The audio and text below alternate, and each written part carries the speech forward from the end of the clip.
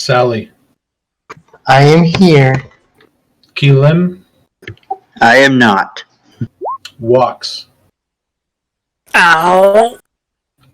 Beta. Here. Chani. Big sister's watching. Ravenclaw. Here. Thorn. I am bound by the three rules. Siren, are you there?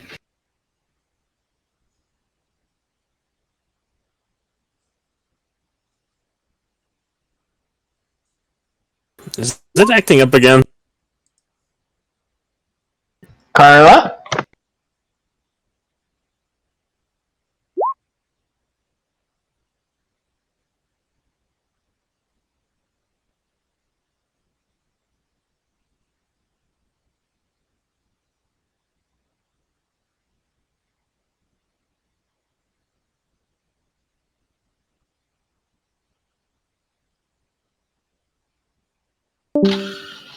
Okay, so when we last left off, you guys continued through the dungeon after discovering the two unconscious tieflings that were sort of chained up next to the dead body of the person you found out was the caravan coordinator for the Josso family trade coster.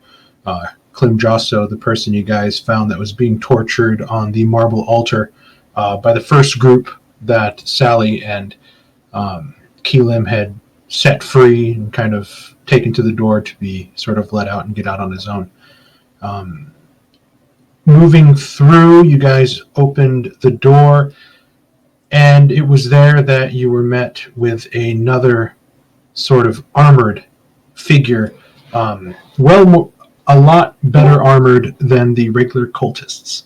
And it turns out that he turned tail around, began pounding on the door to alert his comrades that there were intruders, to which battle was then taken. The sort of fight was kind of one-sided in your guys' favor. You guys were able to... That's too funny. You guys were able to sort of corner them in the room and not give them space to work, to which you guys systematically began to sort of take them down, much to Chani's chagrin, who is taking the brunt of the fight, very tired and exhausted, unable to sort of rouse her rage during the battle. Once the cultists were done, you guys sort of went through and kind of explored the other rooms. You found a small potion stash hidden under some skulls in a sarcophagus. You guys then went to another room and saw another sarcophagus filled with blood, the ceiling sort of lined with spiked chains covered with ripped flesh and sort of brownish residue, to which there was a crying old woman inside. The crying old woman begged for her life, not wanting to be drained into the pool of blood. Though much of you had your concerns with this random old woman, you guys found her to be trustworthy and sort of helped her, deciding to put her along with Vendetta and Matilda, who was Callista's friend that she was looking for, into one of the more secure sarcophagi rooms with one of the more bulkier doors. And then you guys continue to make your way up through the dungeon. Going off information given by the old woman as well as Matilda, you guys managed to find a hidden stone door that led you into another sewer-flooded chamber. Upon moving through the chamber, you guys then began to hear whispers urging you forward to come closer. Siren, being the stealthiest of the group, decided to move forward slowly. As she was sort of fighting her way through the whispers, she saw what seemed to be 4 floating bodies. Cultists, again, bodies crushed and beaten, bludgeoned to death. And then she began to hear a conversation with a very whispery voice, but gruff male, and a very light-hearted, submissive female voice. The sounds of more bludgeoning and grunting, coughing, and spitting was followed by the subservient voice asking the whispery voice if she was doing a good job. To which the whispery voice said, "Yes. Yes, child, you're doing great." Urging everybody forward, you guys snuck as quietly as you could through the flooded tunnels towards the chamber,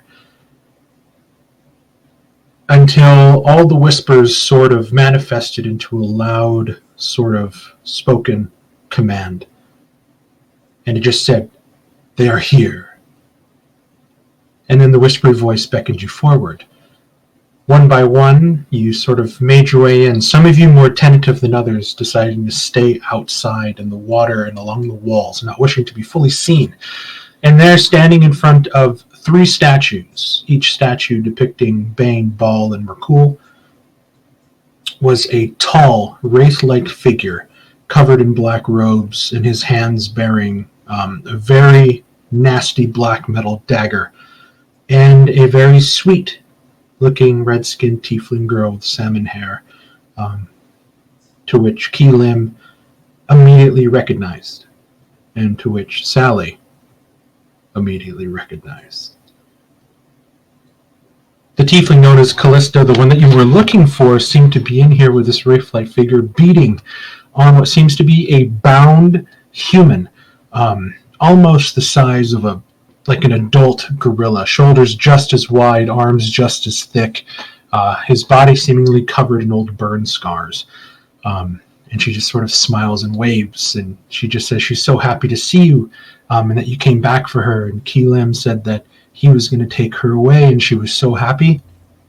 And then Sally began to move forward, weaving her hands in a pattern to conjure magic, to where Callista smiled and vanished. A fight was had, and the tall wraith-like figure gave the group everything they could handle, judging them and weighing their souls before the dead 3. Some more worthy than others, but some unable to withstand the pressure, as Keelim lost his life in the fight, but not before the old woman snuck in from behind, revealing herself to be an agent of Bane. Trying to do treachery and murder, she attacked a Ravenclaw and Beta before making her way through the back room and sort of ambushing everybody inside. But as soon as the wraith-like figure Vaz died, it wasn't too long before the naked woman herself was dispatched, grim smile on her face, mumbling about pain, blood, and death. And now you stand in this sort of sepulcher of pain and death. Some of you knocked out, unconscious. Some of you reeling, bleeding, sort of in pain, not just physically, but emotionally, while some are not the worse for wear. And meanwhile, that chained individual just begins to kind of laugh a little bit. Just, "You some tough motherfuckers, I'll give you that." That's where we're going to pick up as I move you guys back into the Dungeon of the Dead 3.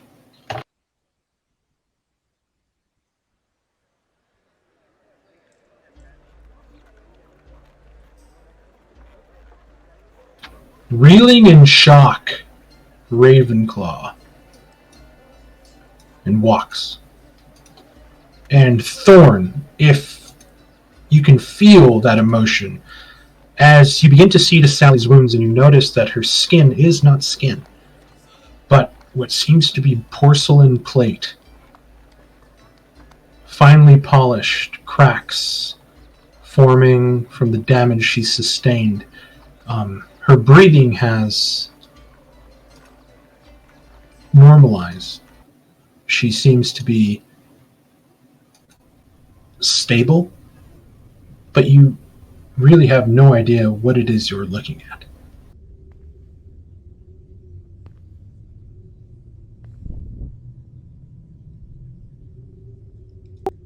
After realizing that she is not flesh, I immediately look to Thorn to see if she is like him. She appears to be a warforged, but I did not know there were any other ones in the city.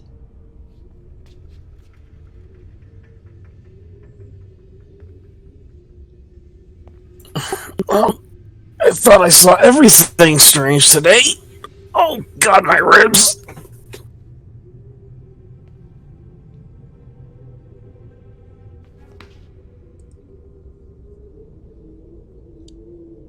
We'll be with you in a second. I'm gonna say to the one chained on the wall, and I'm walking over to Keelam, who I know has passed. And you hear the one that's already chained to the wall just, just, take your time. It's not like I'm going anywhere. That was gonna be my line. Oh, it hurts to laugh. I'm gonna kneel down to Keelam as we both served gods that watched over death. I'm gonna say a prayer to the Raven Queen that his soul passes on to where it belongs.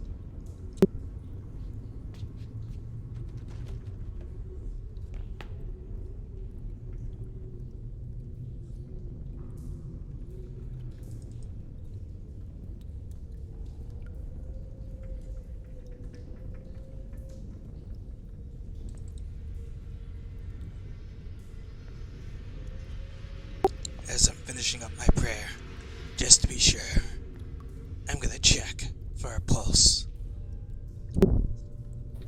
There is no pulse.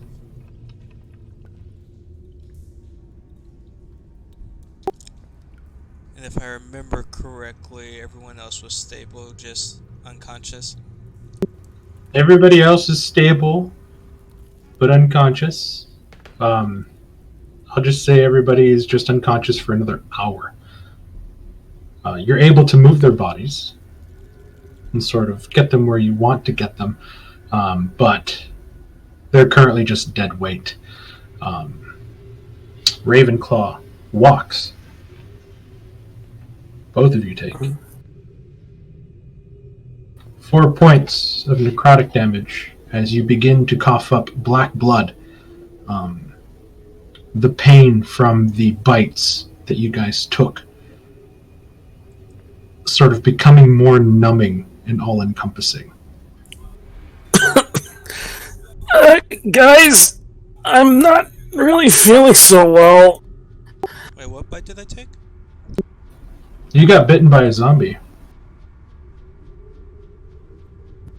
Shawnee gently lowers Keelim's head back to the ground as she shed a tear that she was unable to protect one of her new friends.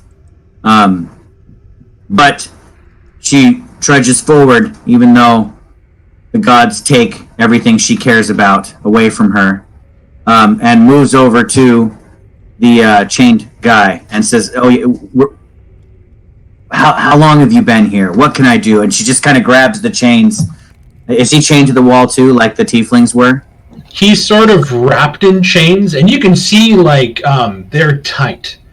And he sort of looks like a hot dog and a bagel. You know what I mean?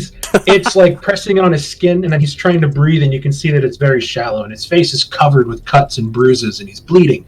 And you see this gnarly burn mark on the side of his face, like the Hound style from Game of Thrones. This is a better picture of the gentleman you're looking at. And he just kind of looks at you. He's like, "Hey there, beautiful. You want to get me out of these things?"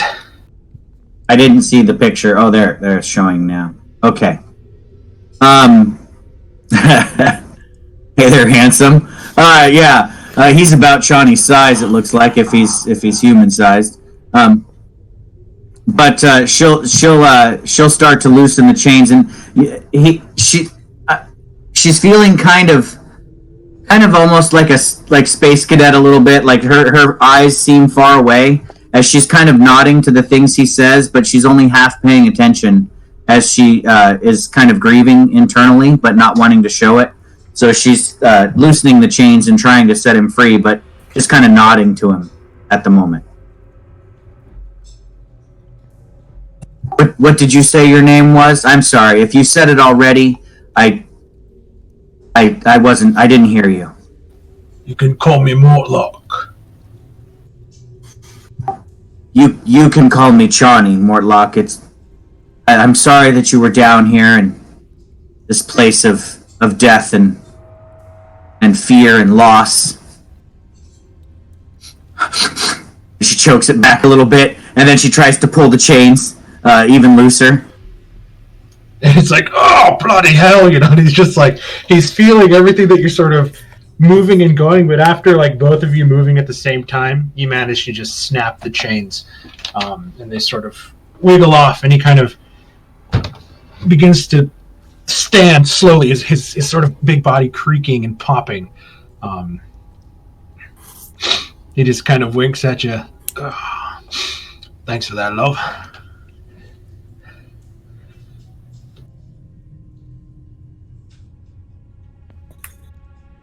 I'm gonna pull Beta closer into the room with everyone and kind of lean everyone who's unconscious up against a wall. If I were you, I'd get those two out of here as soon as they could, huh? Won't be long before they start eating everybody. Eating everybody? Is that what happens? What are you talking about? Please clarify. The masked one. And that creepy grey-skinned one. They're over there coughing up their blood. Must have been bit by one of them zombies. That's how it starts, you see. It starts moving through your body. And then you start coughing up everything inside of you. And then once you cough everything up, well, you try to fill it back in with somebody else's, if you know what I mean. Some sort of disease they were cooking up down here. If that's the case, then I say we carry these guys out of here. I might need a little help. I really don't feel good.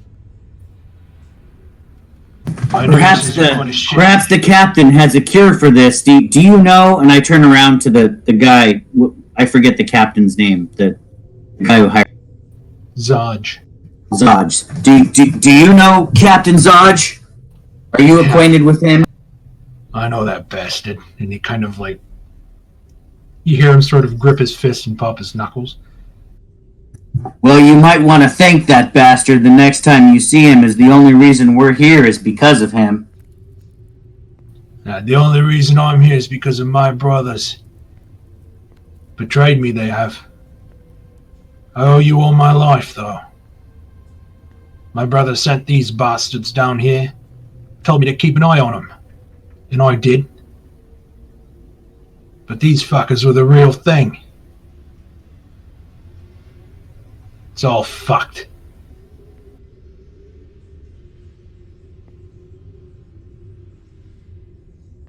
You see him just sort of like shaking his head and kind of spitting globules of blood from his mouth and kind of running his tongue along his teeth, checking them to make sure none's loose.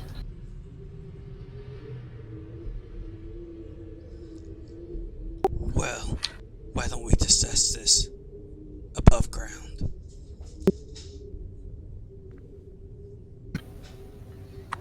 Yes, if our mission is complete, we should seek medical attention for those who require. Well, you all can go ahead without me if you don't mind.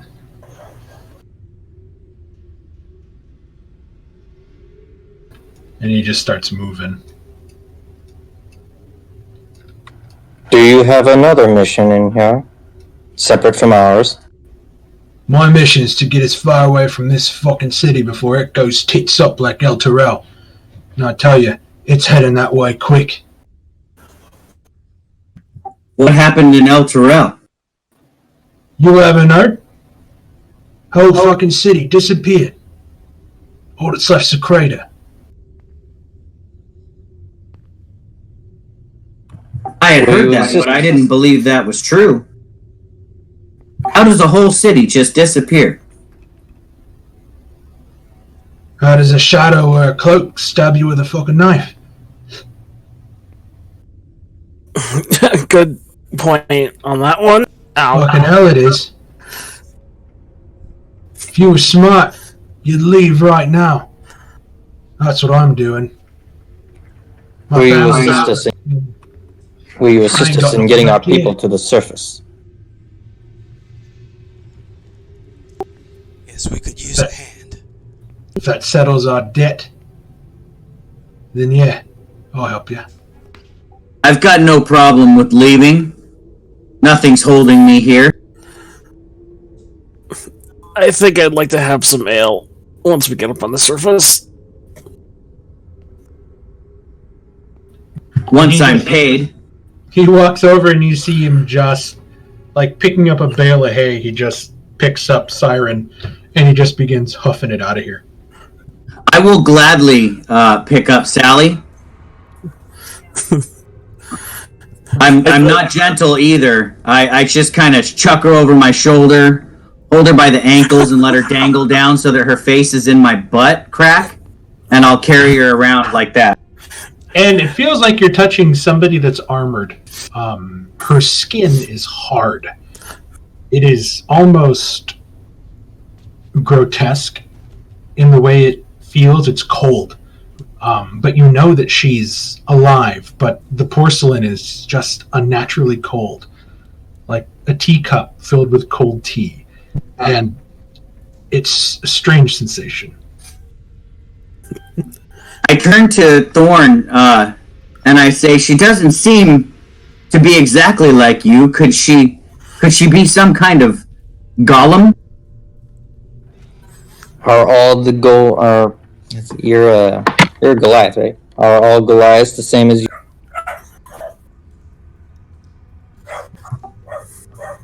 Pretty Even much. Clay was not the same as me. I do not know who made her. That's a good point. Well, we'll have to ask her when we see her when she's awake what she is. You guys begin sloshing your way through the sewer water. Sally's face going in and out of it, the way Chani's carrying her. God damn it! I think half. It's like So, am I awake? No, you're unconscious. So, like every stride she's taking, the way she describes she's holding you, like your face is going in and out, and you're just—it's not a good thing. You know what though, Chris? You have a natural, like you hold, or do you even need to breathe since you're a robot? Well, regardless, if you do need to I breathe, don't think Warforges need to breathe, but when you're unconscious, you automatically hold your breath underwater for a little while. So you're just getting sewer water up your nose and in your mouth. That's all. I would like to ruining that dainty little porcelain face of hers and staining it brown. I would like to, while following, just use like minor illusion and put like a fishing bobber next to, like, on her, like right at the base of her head, so you can see how far she goes down and up. So anyone that's falling behind Sally, that's what they're seeing on her head. You guys make it back through the secret door. Out of curiosity, some of you break off and then go towards the door where you left the two tieflings. Opening the room, you look inside to an abject scene of horror as the two women that were left there with the old woman have been eviscerated. It's something out of Jack the Ripper. Like, she used whatever time she had in there to sort of viciously cut apart these two women before she then trailed off after the rest of you. Continuing through, not touching any of the levers, you guys pass over the plates, back into the sulfurous, sort of stinky sewer water area, making sure to extinguish all flames that you're carrying. Using magical light, you guys make your way back through the door into the temple, where you guys were assaulted by the Sturges, and moving through the disarmored trap of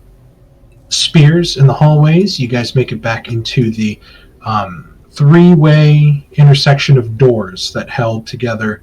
Well, one of them's broken apart. Well, two of them are actually broken apart now. That once had the carvings of the dead three on each one. Turning up past the sleeping trap and the deactivated transportation squares. It's sort of a mad rush to get back to the main area of... Whoops. Let me see your tokens. I'm going to group you guys up really quick.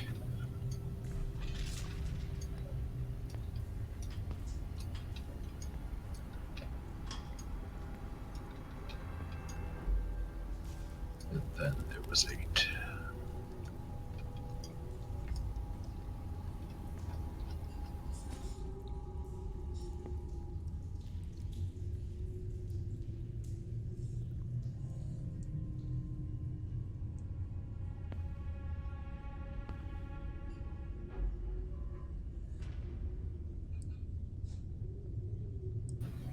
A mad rush, sort of some of you beginning to cramp a little bit from the exertion of the day, carrying the sort of dead weight of the unconscious figures. You guys make it back up into the bathhouse. That is sort of sterilely clean. The doors are closed before you.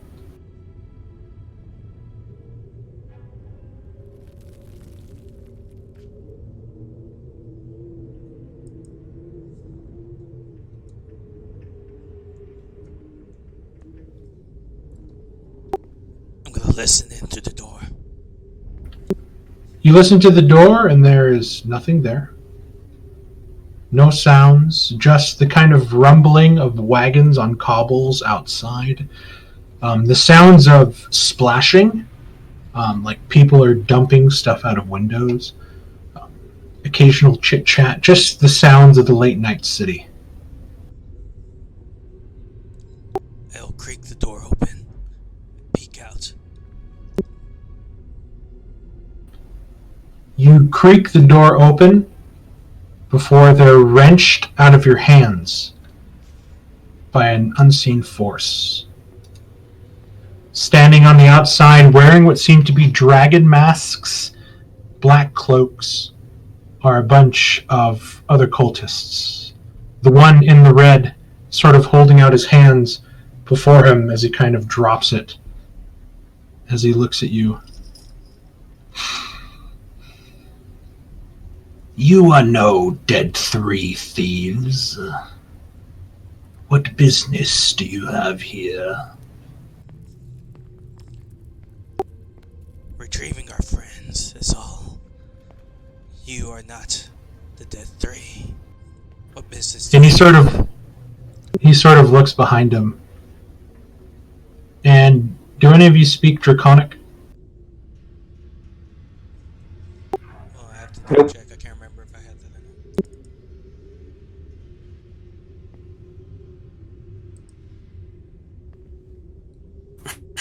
not. Nope, not me. You hear him sort of utter these kind of harsh syllabic words toward the person behind them. It's like, Nas, Yakus, Narasi. And you see one of them kind of slink forward, and he's sort of loping back and forth, his arms kind of dragging along to the side. And you see him begin to sniff. He walks up close to you, Ravenclaw, and he sort of leans his head in. And he kind of begins to move over towards the bodies that are being carried.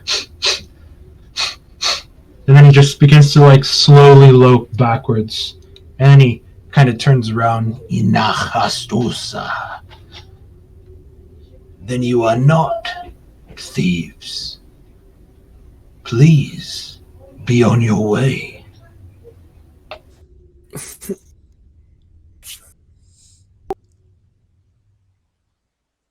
Thank you for the kind gesture. I suggest we go. We have too many wounded with us. Do we have any idea who these people are?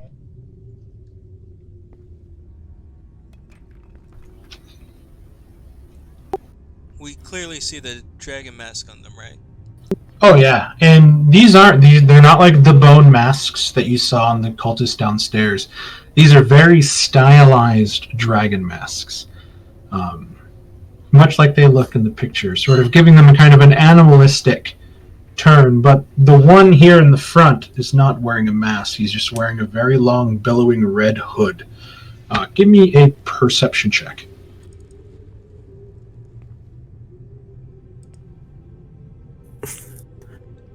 Sorry, I don't know what that was on. He's wearing a very strange circular medallion on his chest. It seems to be broken up into a couple different colors.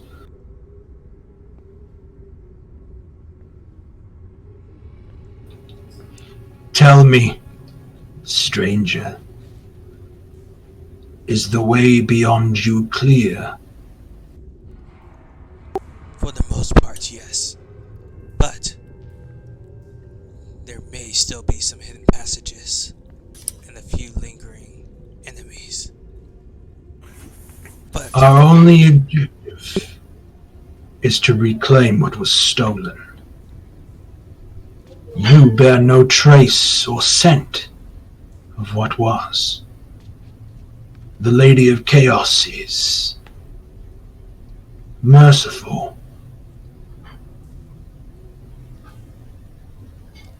What is it you would ask of her for this deed you have seemingly done us? Would I know anything about this Lady of Chaos just by hearing it? Give me a religion check. Okay. can I do one as well? Sure. I have an answer regardless of whether I know anything about their religion. Can you see now? No, I still just see the dim light around me. Okay. Yeah. Who's the one that Also- casts light? That was me. Okay. I'm just going to give you light. I'm going to say your sword is glowing, Shawnee. Okay.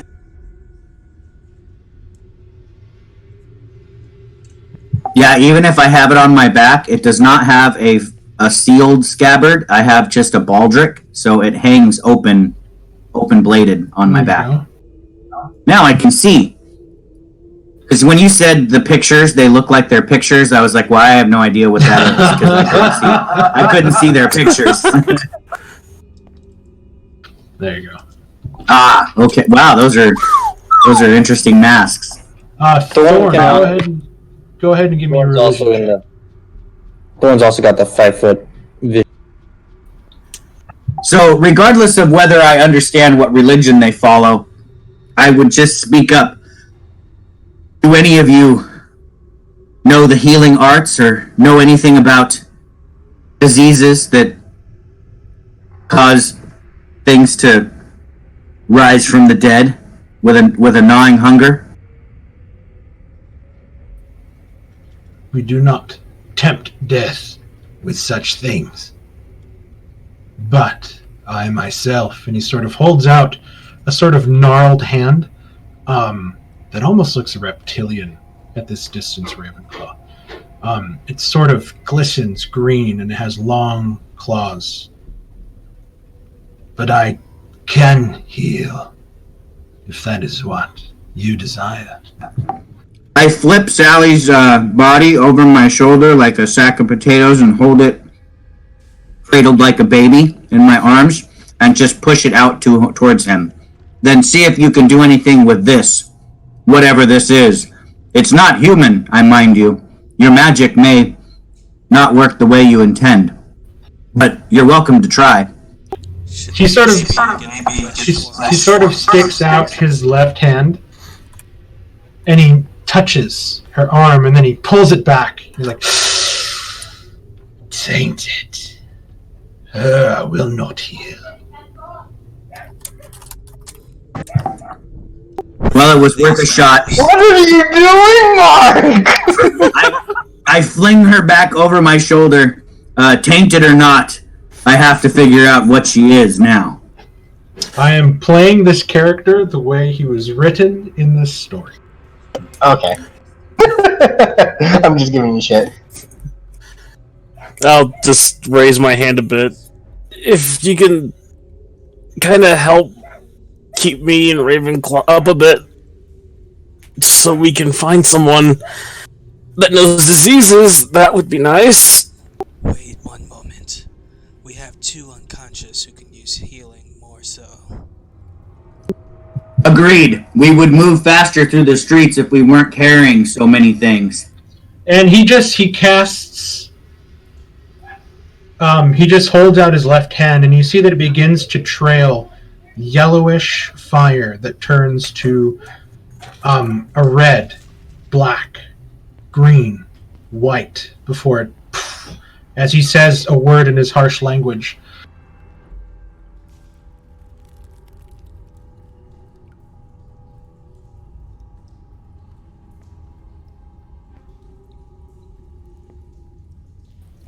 Siren, Beta, Thorn, Chani, you guys get 7 hit points. You feel something sort of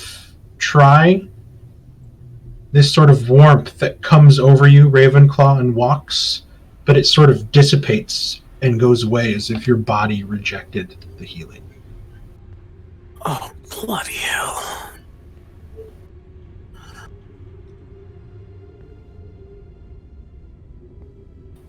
Your friend there. And he looks. He does not breathe. Bring him to me. Suppose he's talking about Keelan. I will bring him. Thorn will bring him forward.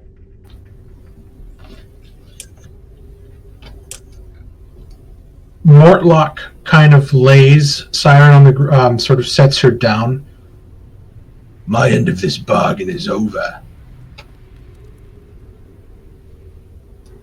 Then go in peace, friend.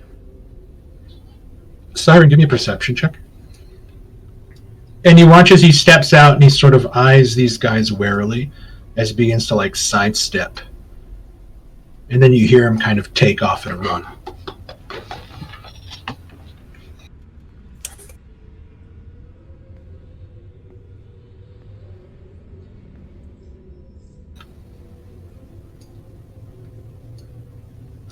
The treasure we seek that was stolen is worth far more than anyone's life.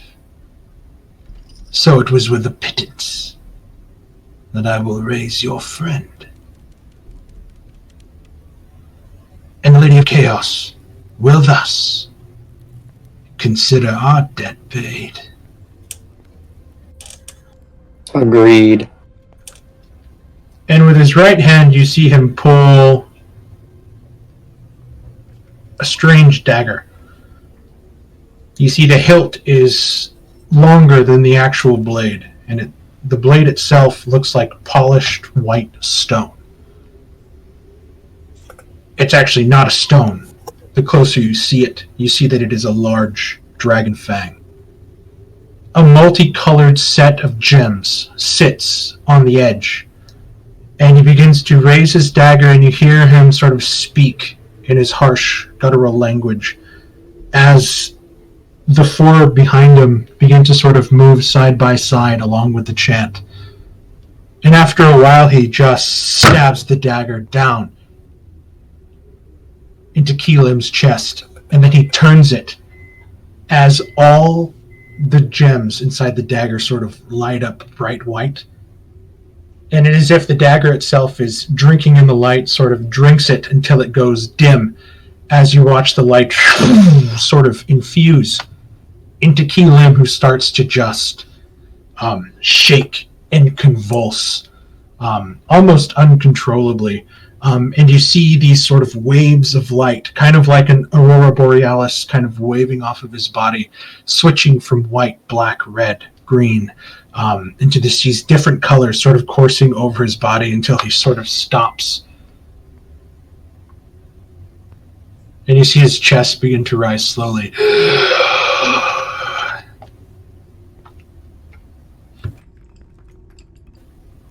Keelim, you have 1 hit point. You are stable, still unconscious, as the cultists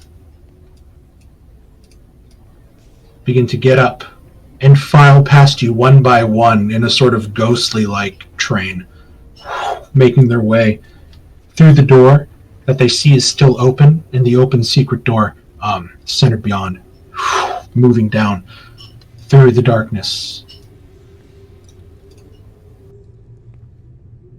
Now that that is taken care of, I suggest we get back to the base and see if I immediately released Sally's feet, which would probably cause her head to hit the ground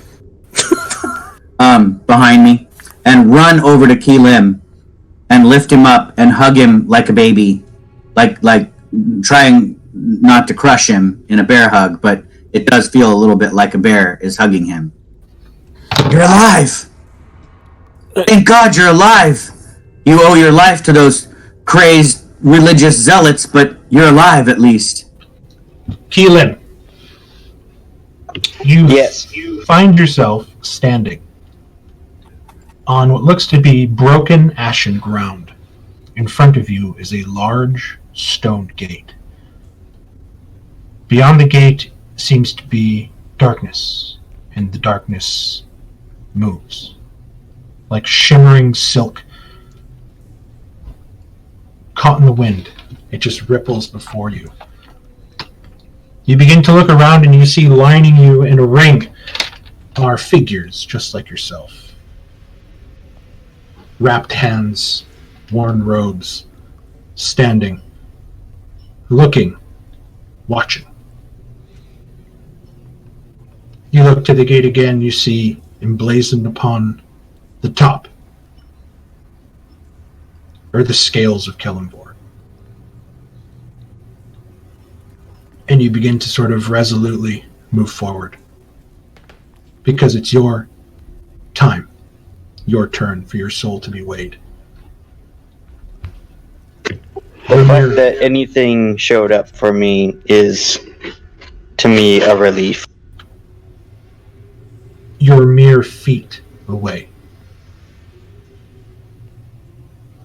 You stick out your hand towards the darkness. And you take a step and you hit something of force. And you feel your hand sort of collapse against an invisible wall. And your arm kind of goes numb as you shake it and you look about. And you sort of look and pound your hands and slam your fists against this invisible wall that is denying you passage. Looming from beyond the gate is a large, many-headed serpent, each the color of a chromatic dragon, each head full of cunning eyes, grinning teeth. The long, almost impossibly long necks begin to move, circle, and encompassing you, banishing the ring of similar-like standing people that were there. And as the gate begins to fade, in the background of the large dragon-like heads, each one opens its mouth, covering you in pain, in terror. You feel your body melting, burning, freezing, all at the same time. And you awaken in the arms of Chani, eyes wide. You don't know what just happened.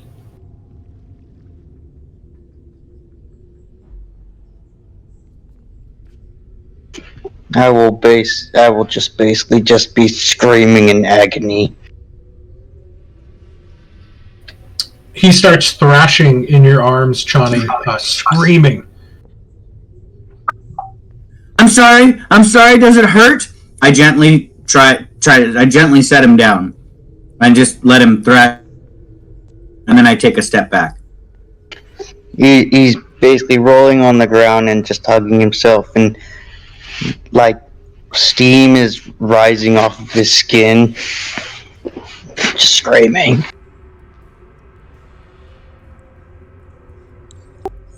Remembering that I had dropped Sally on her head, I turn around and go back and pick her up. I'm just glad you're alive. And then I throw Sally over my shoulder again. Ravenclaw, you feel the sort of same sensation of wooziness and sickness. The taste of iron and copper growing strong as if you've got a mouthful of pennies in your mouth. And you sort of lean up against the wall as this is all happening. You guys hear Ravenclaw say, we need to hurry.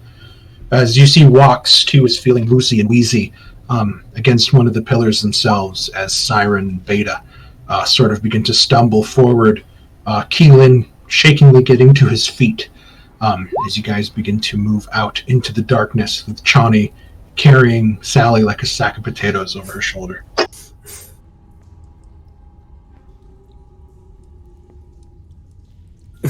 I really not good. Hurry.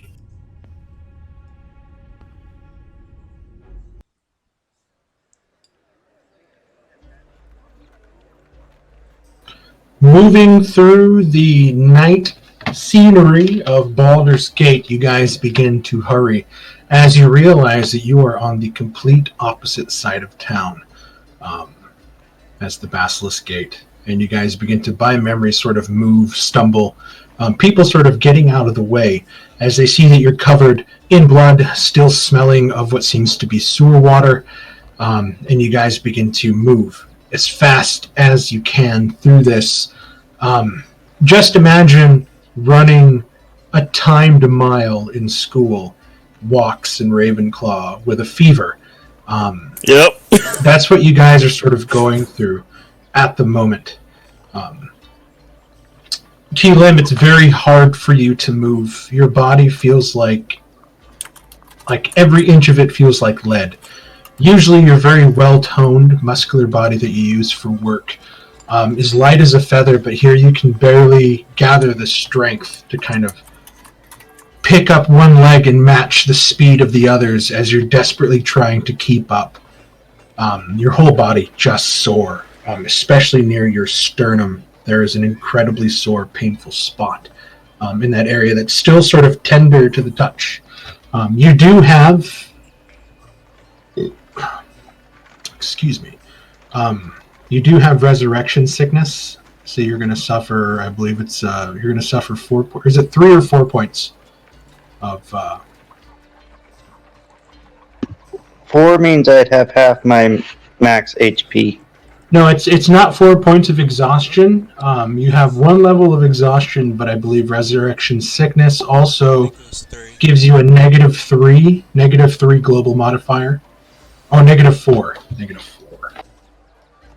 So you have -4 to attack rolls, ability checks, and saving throws due to the resurrection sickness. And yes, reducing 1 point needs a long rest. What seems like wasn't there a way I could add that? Yes, on the back of your character sheet in the cog, you have like a global modifier, and you can just, I believe you can just put -4, and then it'll lower all the modifiers.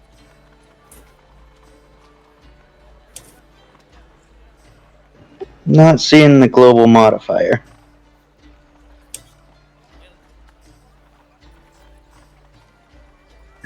So there is a global saving throw modifier under save options. It's not one place to do all of them. You can affect global saving throw modifier. You can affect your attacks by. I think the way I did it was I modified my my proficiency. And then you have to, for ability checks, you have to put the negative in each and every single box if you want it automatic.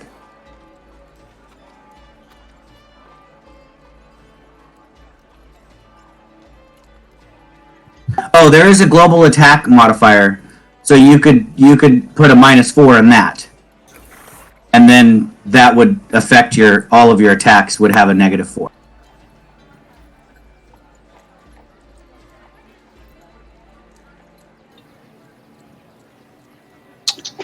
after what seems like an eternity, you guys arrive back at the sort of large gatehouse building that they use as a base. And sort of making your way in, drawing the looks from some of the other soldiers as they can look and see the badges that you guys are still wearing on your cloaks. They sort of let you guys go in as bedraggled and messed up as you all look. Some of them even like smirk kind of and like nudge people to look in your guys' direction as you're carrying Sally over your shoulder and everybody's limping and just broken. And after a while, you guys make it up to the upper room, not even waiting to knock, just pushing open the door like fucking Aragorn after he gets to Helm's Deep. Everybody just kind of stops, and you see Zodge kind of bent over a map, kind of look up, and he sees all of you, and he just kind of gets this huge shit-eating grin on his face, and he's like, all right, boys, get on out of here. Looks like I got some business to discuss. And you watch as his sergeants begin to leave the room, all slowly kind of looking at you guys. Some of them kind of appraising nods as each one makes it out of the door. And you see him sort of slide a chair up to himself, kind of sit down, and he puts his feet up on the table. He's like, well, y'all look like 10 tons of shit. Come on, take a load off. Looks like you need it. What we need is something to cure disease. Quickly. Are you contagious? Y'all smell like shit. Only if they bite you, friend. The only people I let bite me are the hookers I pay for. And he kind of gives you a wink, and he's like, someone get the chaplain in here. After a while, you guys notice the same small, sort of old, sort of shaky voice priest. He's like, what seems to be the issue here? I think it was the zombie that bit us. We need this disease flushed out of our bodies quickly. And he's just going to come up and he's going to cast Lesser Restorations on both of you, getting rid of the disease. Immediately you feel that sort of hot, feverish sickness kind of begin to leave your bodies. Only leaving now like the sort of chunks of flesh that were sort of torn out by teeth, sort of still there. He pulls out a couple like restorative draughts, and he kind of gives them to you. He's like, drink this for the pain. And he just kind of puts his hands on you, and he'll cast Cure Wounds at first level on each of you.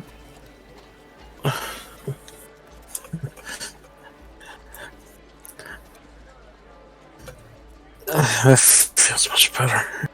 Nice. Each of you will get 13 walks and Ravenclaw. And this one here.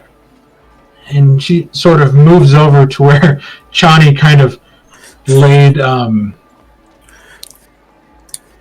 Sally over. And he kind of moves over and he kind of moves some cloth out of the way, and he touches your skin and he sort of pulls his hand back, and you hear him kind of, oh dear. Yeah, I poke her face and just kind of like shove it with my big fat sausage finger and say, look, it's not skin. And I just poke it some more. I don't know what it is. What kind of dark spell accursed this woman? Is she all right? She seems to be breathing, but her skin is unnatural. Is she like this one? And he kind of looks over at Thorn. I will tell you right now, madam, I can assure you that by holding her down to help, she is nothing like what Thorn is. Your guess is as good as ours. Besides, we only met her when we got assigned to this mission. He kind of walks over to... He moves back over to Walks, and he kind of like taps you on the cheek. He's like, calling me a woman? I will take that as no disrespect, young man. I will merely catch this up to the fact that you are merely tired, and he kind of gives you a warming smile. You realize he's a male, a male. Yeah. And he kind of like turns around, and he's going to place a hand on Sally's stomach, and then he's going to cast banishment. No, I'm joking. He's Nice. he's going to cast cure wounds. Ooh, there's another good roll. Sally, you have 11 hit points. As your eyes kind of flutter, and you look and you remember the old cleric that was here tending to your wounds, everybody's wounds the last time you came in. That also helped with the resurrection of, goddamn it, Lifang, of Lifang, sort of looking over you with a warm smile, and he kind of helps you sit up. Are you okay? Are you in pain? And he sort of holds your hand. Your skin. Is none of your concern. And as you sort of viperiously pull your hand back, he sort of, I think my business here is done, Captain. He's like, yes, it is. Don't mind her. She's always been kind of a bitch. Kind of? That she has. Indeed, I agree with the captain. Where are we? Take a look around.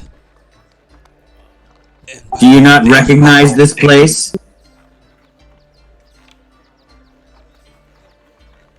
What happened down in the sewers?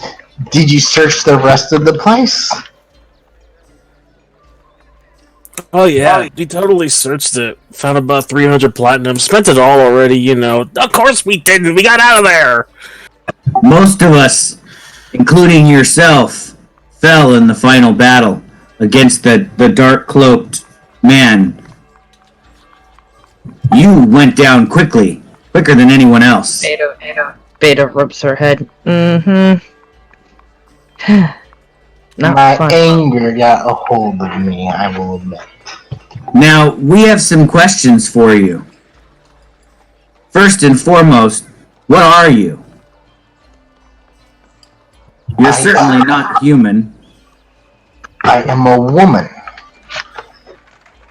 And what does my race have any concern of yours? It's not a matter of race.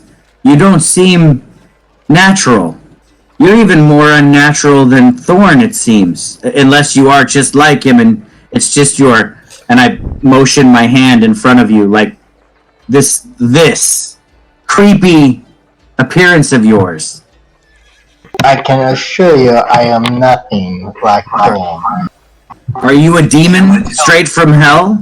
To understand what you are, if we are trying to heal you, only to find out that our spells may not work as well. We were a little surprised when we realized that wasn't a mask, trying to pour our vial down your throat. Wait, what? I feel like I missed something here. That's what that cracked me up, Jeremy. Beta's gonna look at Keelim and kind of nudge him like, wait, were you not paying attention this whole time?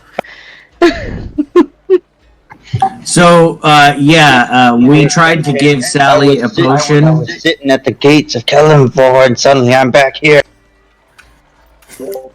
Ah. Oh, you're still suffering from that whole, thing that... Okay, you're pardoned. Just tell me, what did it cost this time? They, well, the guy did it of his own volition, actually. They didn't ask for anything. Yet. They did it because we did not steal something that they came there to retrieve. Another group. Saj, there are more cultists than the Dead Three about the city. But since we were carrying so many wounded back, we saw fit to more revive them since our initial mission was complete. I don't care about any others. I'm worried about the ones I sent you after, since they're the ones that seem to be killing people left and right, causing all sorts of discord. Were you able to get to their leaders? Find out any information? We weeded out that sewer. Whatever that thing was we fought. It was definitely calling some shots. We did find out. Oh, what was that dude's name? I wasn't paying much attention to him with our wounded. Johnny, who was that man we unchained? It started with an M, like Mortlock. Mortlock, yes, thank you. Ah, yeah, he said his brothers betrayed him, and that they were responsible. Mortlock Van Deffer? Yeah. Big fucker with a bruise on his face? That's the one. And where is he? You let him go? That is my concern as well. Why would we not let him go? We weren't sent to find him, were we?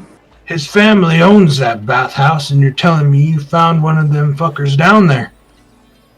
He was chained, Did he say anything? barely alive, being tortured by none other than one of their former companions who looked like she was being controlled.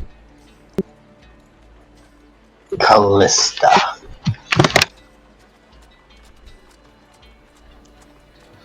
That means Van Thamper's involved.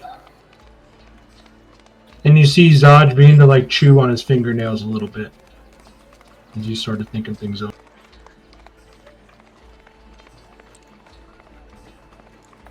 And you have no other information to give me other than you killed some guy that seems to be calling the shots. And the lady who was down there murdering civilians. I don't care about ladies murdering civilians. I needed information. They are kidnapping people from the streets on orders of what it now sounds like to be the other Van Thumper brothers. Almost sounds like there may be a feud between the brothers. Well, we have some information, what you've been able to divine from what we brought back, and also the Mortlock person said that whatever hit the nearby town, El Terrell, is on its way here.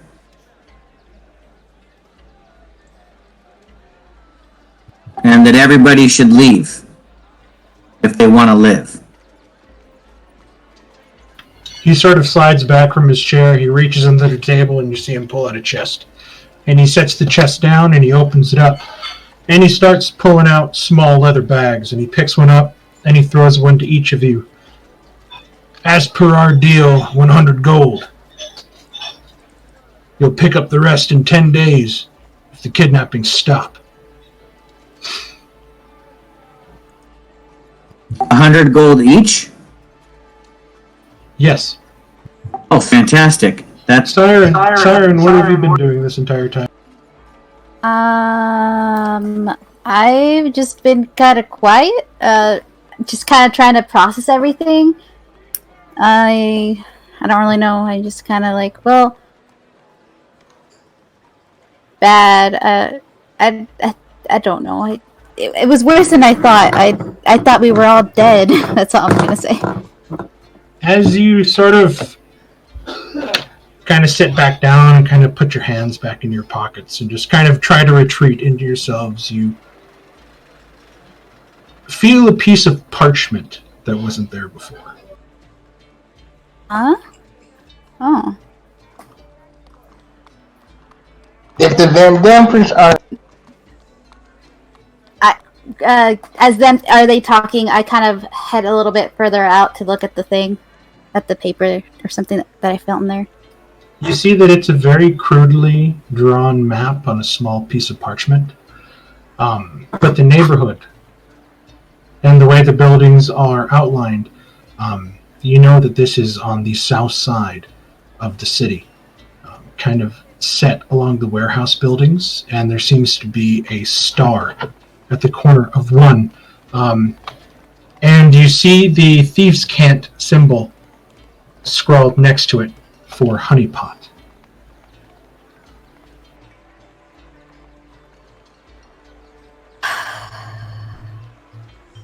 Okay. Go ahead, Chris. Okay, yeah, I was kind of. Perhaps if we want to solve this entirely, we should pay the brothers a visit. Wouldn't you say, Zaj? After all, it's the brothers that own the bathhouse. It seems like. It's the mother that owns the bathhouse. Oh yes, It seems like Mortlock was the brother chosen to run it. Or he was just a fall guy.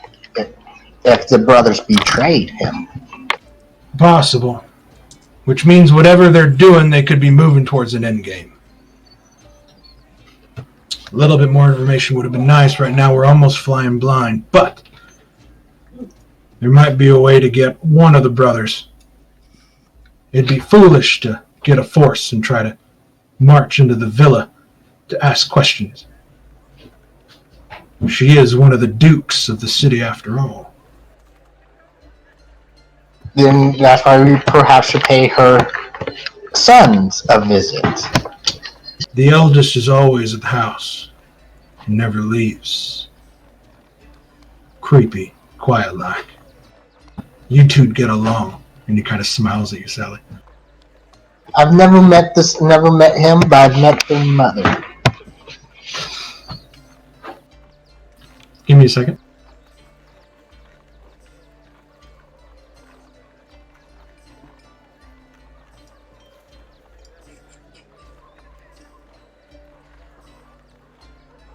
Okay. We have it on good authority that the middle child goes by the name Emmerich. He usually runs a money lending business out of the Low Lantern. Don't know if some of y'all are familiar with that place. Those of you that have been in the city for a while know that the Low Lantern is a tavern inn made out of an old boat that sits out on the docks on the southwestern portion of the lower city.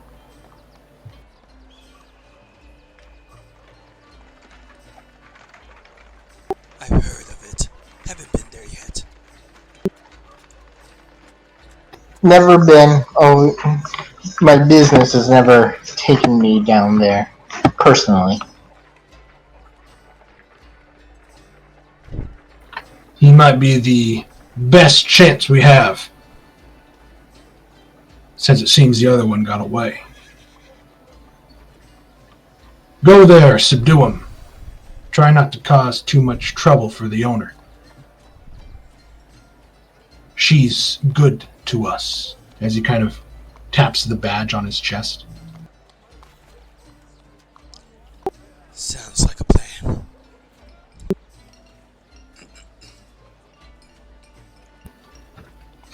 Go. Rest. They'll be closing till morning. I say pay him a visit tomorrow night. Blend in. Try not to cause any trouble. See if you can bring him along peaceful-like.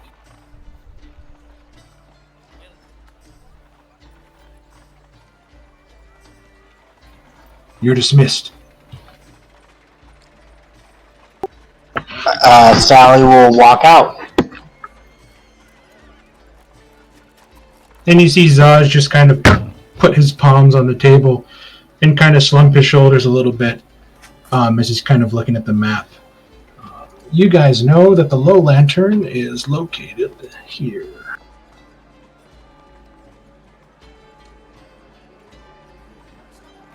Oh, okay. I was thinking it was over here.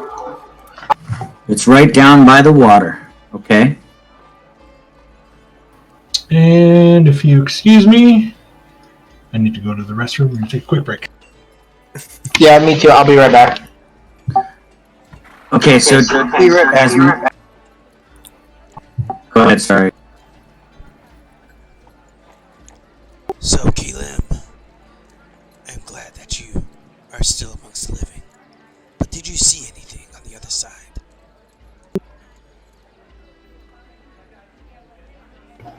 I was faced with the gates of Kelemvor, as well as those of his, as well as others of his that worshipped him. But then I was set upon this multi-headed dragon, who proceeded to burn me alive with all of their breaths, and I awoke in the hands of Chani. Well, that's a crude way of bringing someone back. I apologize. It was the work of the cultists, who are not with the Dead Three.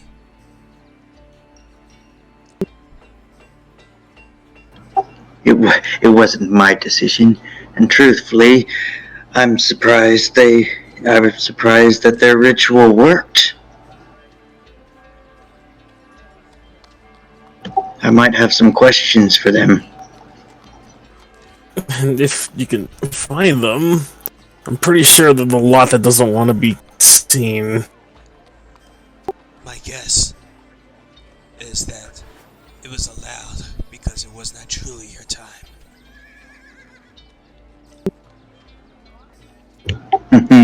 My friend, I'm sure my time was a long time ago. Okay, that was a little bit creepy, but glad to have you back. Ow, that hurt.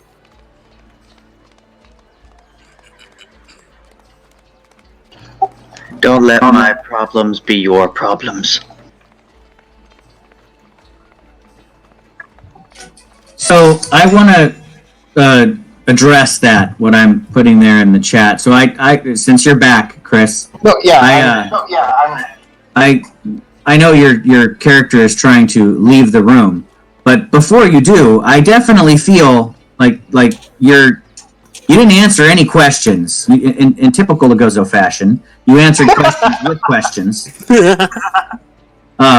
Which, and maybe that's intentional. Maybe Sally's just being evasive or dodging. But Chani is a direct barbarian. She doesn't dodge anything. And the fact that you're doing that makes her immediately distrustful of you. That you are like a politician. You're two-faced and you're lying and there's something you're hiding that you're not saying to us. So unless you just answer my question directly, and what are you? Are you a construct? Were you created by magic?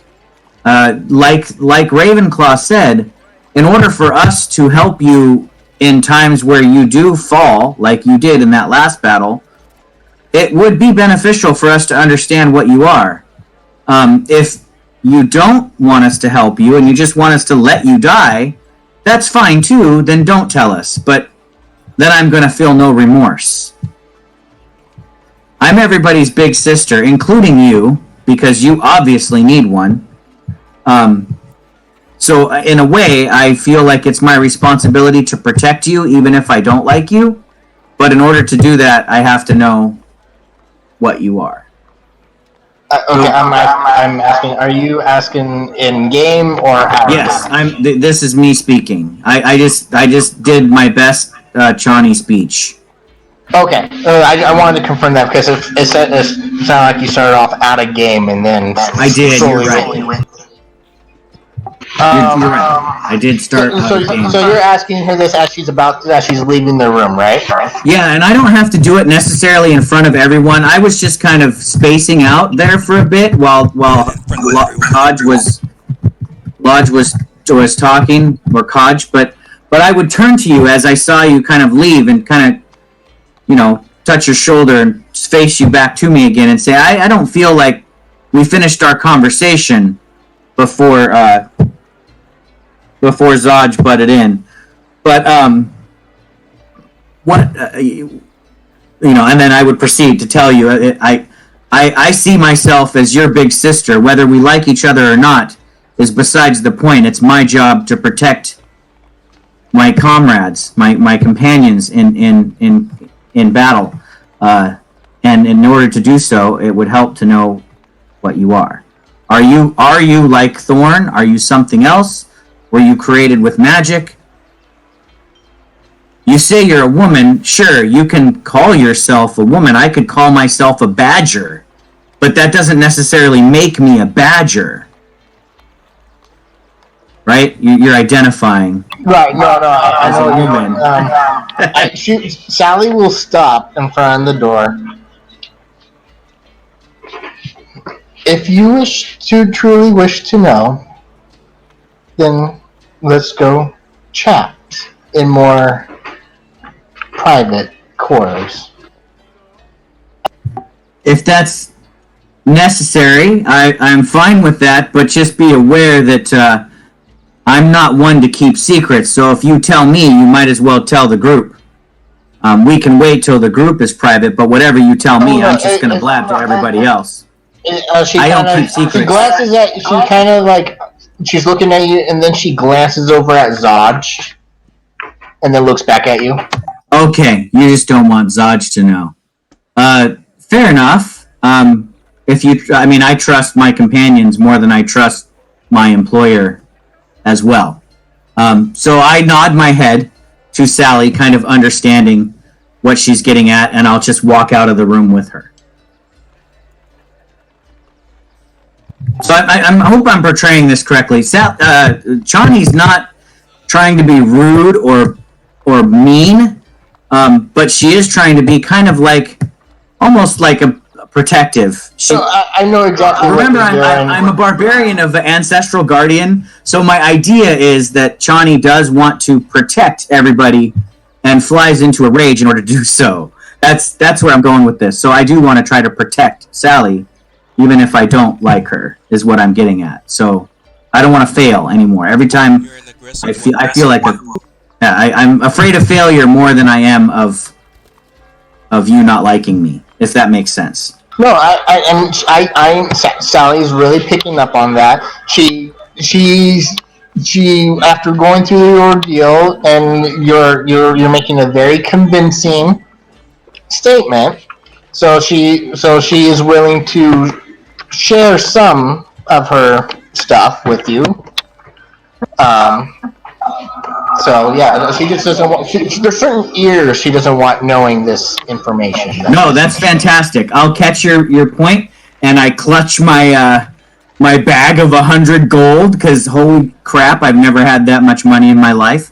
And I move out into out of the room with you. So if we're two alone together, that's fine. Either way, I'm just letting you know that I'm probably not going to keep secrets from the group. If they ask me what you are, I'll tell them when we're alone. Depending on what you say. I don't know.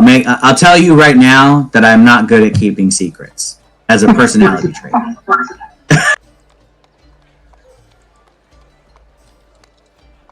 Oh, I can't wait to see that in action. So yeah, I would lead her to out somewhere secluded, and somewhere where, so hopefully nobody can hear. I want to get some, and then no. If you want, I look around. Mark, is the street kind of crowded, or is there people around?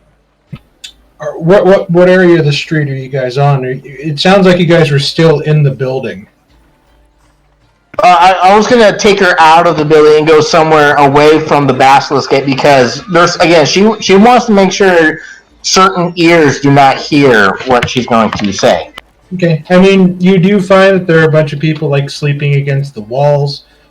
There are people still moving amongst the streets, kind of going into look to be open taverns and small inns and stores and stuff like that. Is there a one-story building anywhere nearby? It's easy to find an alleyway that's sealed off and away from everybody. Yeah, if there's a one-story building anywhere nearby, I could just pick Sally up and set her on a rooftop and then haul myself up. Because I can reach up about 12 feet in the air. And I don't think Sally weighs more than 600 pounds. So I could easily just pick her up and set her on a rooftop. And then do a pull-up onto the rooftop. And we can sit up there and look at the stars together and talk about life. While they go off, I'm gonna go. Don't get any ideas, Chris. I'm not being romantic. Oh, I know. Sally doesn't swing that way either. Sally's a doll. Sorry, what were you saying, Doug? I didn't mean to interrupt. Ravenclaw goes off to some corner to start casting a ritual as he speaks to the Raven Queen, calling forth his familiar.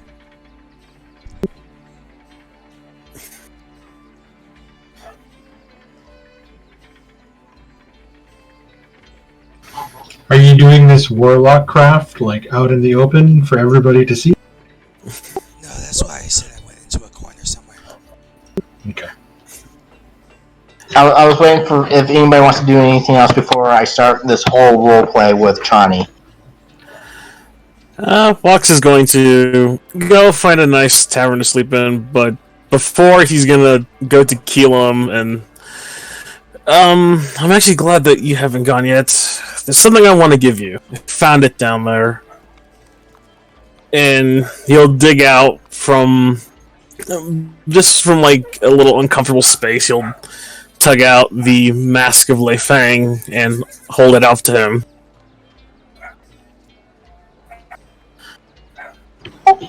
I'll take it and I go, I didn't know him long enough for it to be sentimental, but I will ensure that I shall perform some funeral rites upon this. Make sure it goes into a place of respect, as it deserves. Thank you. Hey, no problem. I mean, you did speak of this flash group highly, and I'm ashamed that I only found that amongst everything, but if it brings some type of closure, then, well, I'm glad to help. Then, of course, noticing my hand and how I look, he'll quickly just mutter, "Oh shit," and quickly shift his form back into his, quote, default state with the tan skin, brown eyes, and brown hair. When you do that, Keelan's just like, yeah, I figured you'd, but I didn't want to point out, but I'm going now. Right, let's just say you're the first to see. I think you and the others. I don't know. I've lost. I'm not feeling too good. So I'm gonna get some sleep. If you need anything, I'll be at the tavern. As Beta just glares at you. Well, if you don't mind the company, I'll join you.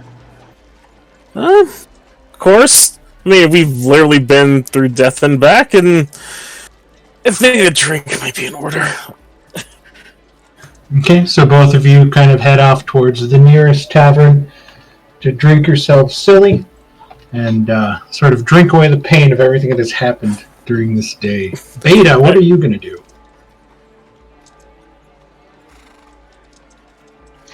Beta is going to go and find a bathhouse to clean herself up and some tea. While not as nice as the Riverside bathhouse that you guys were just in, you do find a communal sort of open bathhouse, and there you sort of just relax for a couple hours in the warm water and in the steam, and just kind of not really looking forward to what the next day has to offer. But yeah, it's a relief. Yep, pretty much. Good thing she's used to the communal baths. Siren, what rogue things are you doing? Rogue things in the rogueness. I don't know if it's a good idea, but I'm gonna go check out what was printed on my paper or parchment. Okay, so you're gonna head to the sort of warehouse district of the docks. Yes. Okay. We'll say that you sort of cover yourself up with your cloak and just kind of move stealthy from building to building. Once you get closer to the buildings that you recognize that have been drawn onto this scratched piece of parchment, You become a little bit more aware of your surroundings, and you sort of look around, peer around corners, sort of blend in shadows, and then move until you get to an area where you see what looks to be a covered wood chest next to a barrel and what looks to be a pile of logs. What do you check first? I'll check the barrel first.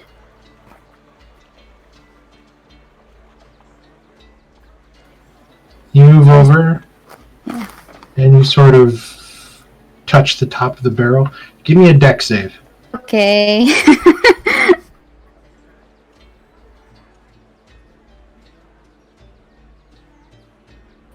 Okay. You start to feel what seems to be building ozone along the metal, and then you pull your hands back as what looks to be electricity begins to sort of surge through the barrel, and you back away. And you notice that the bottom of the barrel is now sort of sizzling and steaming, and then it sort of sets back down. So now you're thinking that this is sort of a makeshift shell game as you're looking at these three different things. You see a stack of wood to the far left. You already checked the barrel on the far right. And in the middle is what looks to be a sort of wood shed with kind of a lift up top. Okay. Why don't you give me an investigation check? Okay. Aw, I'm tired. Which one do you check next? I'm gonna check the... Was it the pile of wood, and then there was the chest? It's not a chest. Think of a small woodshed that you would see on an old house, where it looks like a box and the top is slanted, and you see that there's a handle that you can lift up, and it's meant to keep the wood inside dry. Okay. But you see that in the middle, and you see a pile of wood to the left. Which one do you check? I'll go to the pile of wood. Okay. You walk over to the pile of wood, and you put your hand in to move it, and you see that they don't move side to side or front to back. You sort of move your fingers around, and you notice that there's a lip, and you see that the pile of wood is actually a chest, disguised practically with wood cut into it to make it look like a pile of wood. And as you open the chest slowly and peek inside, you see that there are items inside. You fully open the chest. And engraved on the top of the lid, you see a V and an M carved into the top.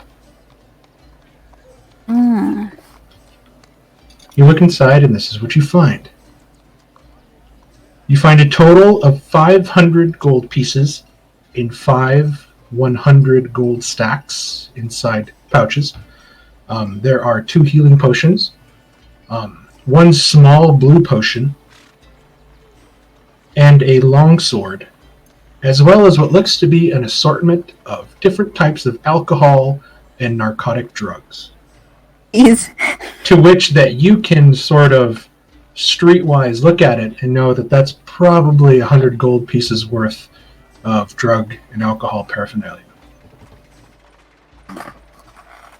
Wow. Okay, I'm gonna start taking some of the... I don't know if I can carry all the gold, but I'll probably take some of the items, like the healing potion, the small blue potion, sword. The drugs. I don't know about well, I don't know. You're doing rogue things. Just because I do rogue things doesn't Go mean back to the group. Hey guys, look what I found, and start snorting coke. I don't know if I want the... Well, I'll take the alcohol, but I don't know about the drugs. It's called fairy dust. I mean, made from real fairies. It's all worth money, so... Okay, I mean, fine. I'll we'll just take say everything. It's easy I enough was for you just to gonna kind of say, like lay it in you your coulda- packs you and coulda move sold around. it. So it's 100 gold pieces worth of drugs and alcohol that you kind of find stacked inside there. So I put everything in chat that you found. And now as Sally gets sort of lifted up on top of a small one-story kind of squat adobe-like building,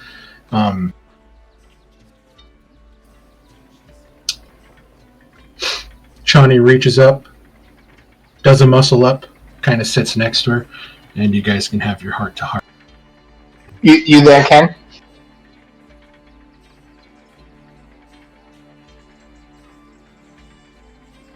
All right, I'm here. Sorry. Oh, no problem. I wanted to make. I didn't want to start and you not be here. All right, so I lift you up onto the rooftop and I pull myself up and I sit down next to you and I say, "Is this private enough?" I look. She looks around. It will do. Yes.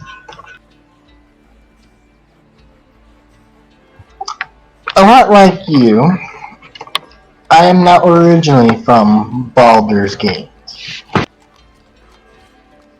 I was cast out of my home. And such, I was set ablaze. So, I am very much more flesh, a lot like you, except my skin is healing, hence what you see. Did you say you were set ablaze? Yes. That's horrific. How did you survive? Sheer will and determination to get revenge on those who cast me out. And did they have anything to do with the cult that we were investigating? Is that why you were so determined? No. Again, I'm not originally from here. My home is far away from here. Right, I just assumed maybe the cult was more spread than Baldur's Gate, but okay. I am unaware, perhaps, but I crawled my way here to Baldur's Gate and worked my way up into noble society, which I have married and began working my way, hopefully to do better than the ones who've done to me.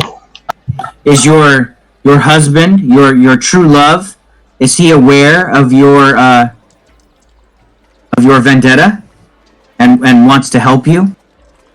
He is aware of my condition and my story, yes. He must have the biggest heart that I can imagine to love someone like you, with no regard to their appearance. I may be sappy at times, but again, it's due to what has happened. I'm trying to gain power to combat those who have more, I should say. Again, to get back at those who have done wrong. So what is the name of the offenders that tried to burn you alive?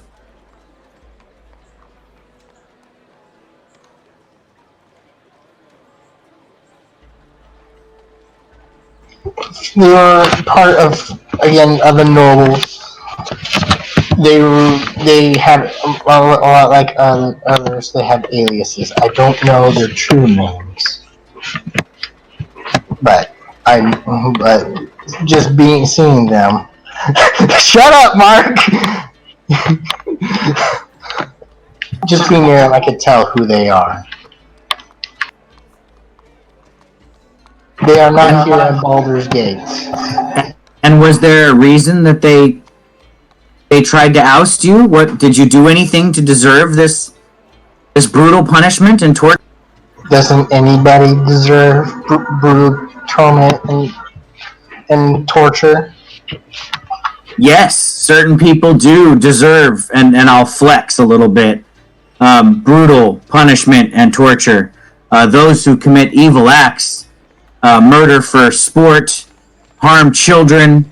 I could list a variety of things that would cause my fury to rise and provide that brutal punishment and torture upon their broken bodies. But you wouldn't have done anything like that, would you? And I glare directly into your eyes when I say that. I was what you'd call a scapegoat.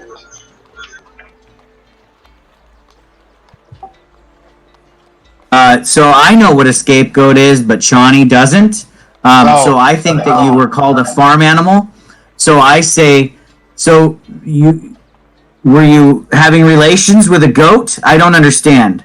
Oh, no. I was thrown under the Peruvial wagon. I was the one blamed for all the crimes that I did not commit. That they committed. And they just put everything on me. Well, that's terrible. If we have a way to prove your innocence, and do justice, do right justice against those who defaced you, literally defaced. I will help you in this endeavor. You have my sword. And I can drink potions and eat. I understand you were trying to administer one and couldn't. If you're willing to keep this more of a secret, I can show you how it's done. I can try, but like I said, I'm not real good at secrets. If someone asks me, I may forget that I promised you. But what you're telling me is that you're not exactly like Thorn. No, I have muscle and organs underneath my new skin. Okay, go ahead. How can we administer aid to you if you are in? Magic preferably, but and then I advise you, don't freak out. It is a horrendous sight. You see her face or mask start to crack, and a jagged mouth out of cracks begin to form where a mouthpiece was, and she opens it, and she opens her mouth. Like the porcelain is like jagged teeth and whatnot. That's horrendous. And she closes her mouth and her face, and it just repairs seamlessly. Yes, again, it's because of what happened. Well, that's a tragic story, but at least you managed to survive your ordeals, and oh yes, and it seems you're gaining more power, getting more powerful every day. So maybe, perhaps, you will someday have the strength to bring justice to those who have wronged you. Well, I would have more if things were going our way. We did let two noblemen leave the bathhouse, which I could have used to secure more of their power and assets, but I do apologize, but that Murdoch guy, Mortlock, he seemed like an up and up guy. He was just a prisoner. He was being tortured and beaten, and he had burns on his face as well, but no mask or magical skin to hide them. He just walked around with his face looking pretty terrible. But the name Gundefer has power in itself. If he would have signed over some of his whatever he has laid claim to me, I would have used it to better use. Well, he said he was leaving Baldur's Gate, so you may have lost your chance, unfortunately. Which we must now, perhaps, why we should visit the brothers and the Duchess. If they are behind it, then things might be bigger than they seem. Okay, so in order to heal you with potions, I have to crack your face open. Is that correct? I can't just pour it in the little slot that you have that's make-believe in the front. I have to literally grab your jaw and pull your face mask open. Mark, I have a legitimate question to that. Kind of like what, since Thorn doesn't have anything, can healing potions be poured on the wound or the body to heal? I think potions have to be consumed. They have to be consumed. I mean, I'd imagine that the people that made Thorn would make some sort of port for him to imbibe liquids that he would need. It's where you put the oil, man. Yeah, no, like I wanted he's to. got a gas tank, and then, I mean, you just roleplayed that you can make a mouth out of your creepy porcelain skin. Oh so yeah, I know, but I just want. It was the general question because I've actually thought about it. Like I don't know if all potions have to be consumed, or you can pour on the wound. Kind of like was it Layers of the Tomb? Was where he poured the healing water on Sean Connery's wound. Well, I will say that anything labeled as a potion needs to be consumed because there are specific magic items that are considered salves, like Keoghan's Correct. magic There's ointment. ointments and salves, yeah. So Okay. that Keoghan's magic ointment is a salve that acts as a healing potion that specifically says you rub on an injured person or on your own wound. So Okay, that potion, I would say, has to be drank. So we can crack your head open like an egg and pour it into your jagged teeth face. That's fine. Preferably not forcefully. Again, magic. But if you have to, you. Well, you won't know, Sally. You'll be unconscious. You'll just be thankful that your jagged. Just don't freak Bristly out face when you will be- see what's under the skin. Well, now that I know that you're gonna look probably like a burnt husk of a woman, I won't be freaked out. Do you poop? God, no, Mark. I wish I had said that, Mark. I wish. How do you poop? Does it? Does your butt make a jagged mouth You are all no. Fuck you. I can totally see Tony disregarding like the Can I just crack the ass open? just to We stop. started going- Like what? We started going down that wormhole of weird stuff. All right. Well, I'm satisfied with Sally's answer, and I kind of place a big, heavy arm around your shoulder, Sally. And in all seriousness, I turn to you and say, "It makes a lot. I thank you for sharing your tragic story. It makes a lot of sense to me now why you're such a bitch." And I squeeze your shoulder, and then I ask if you need help getting off the roof, or I'll jump down and like hold my arms up to catch you if you want to jump down. She will take your help. So I will lower you gently down to the street, and I will make sure I protect and guard you while we rejoin our companions. See, I told you Trani and Sally were going to be besties. Well, I'm going to head home to the upper district.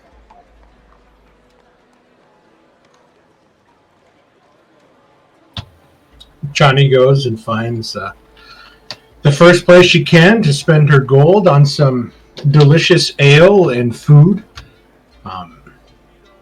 while Siren is making her way back from her newly found honeypot, pockets laden with riches that she did not have before, as Sally begins to make her way north through the city, back to the upper city.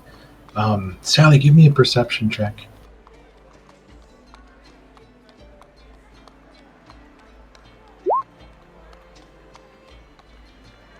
You move through the streets.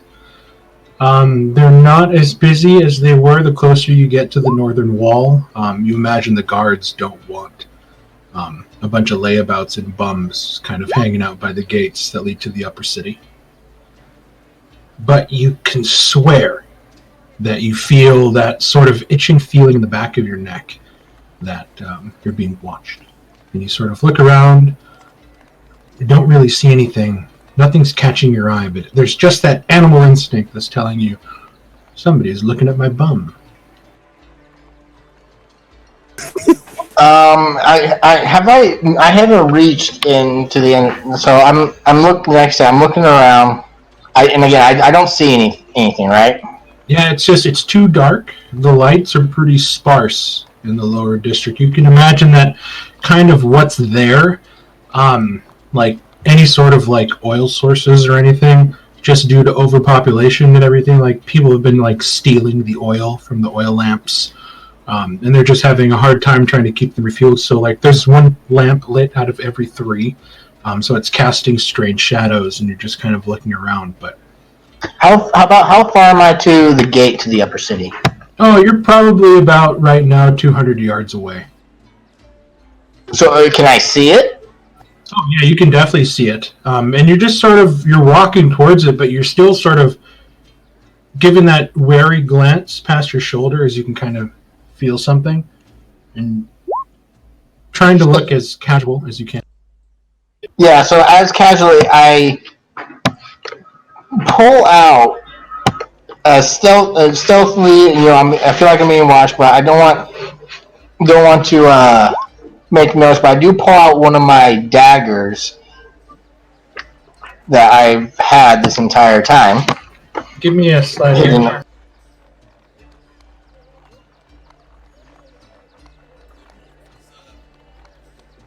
You think you were pretty smooth.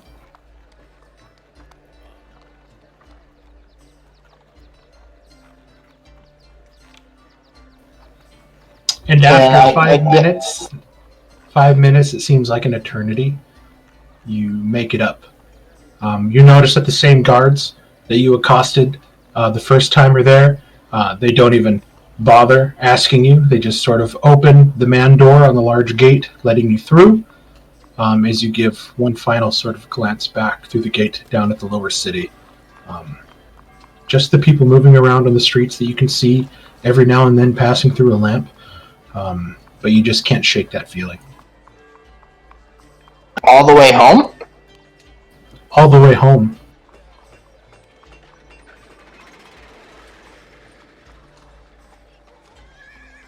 Okay. I will enter my home, and I will tell the servants to keep an eye out.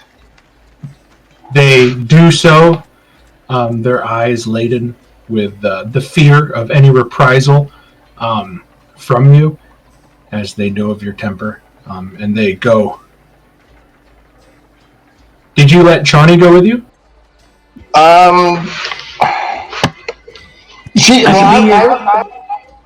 I could be your bodyguard. Well, the thing is, she could follow me to the gate, yeah, but she can't go past the gate because she's not allowed into the upper city. Okay. Chani would have picked up on your sort of guardedness and kind of anxiety as you're moving around, though she herself doesn't notice anything. She does. She can pick up the agitation that you're sort of giving into.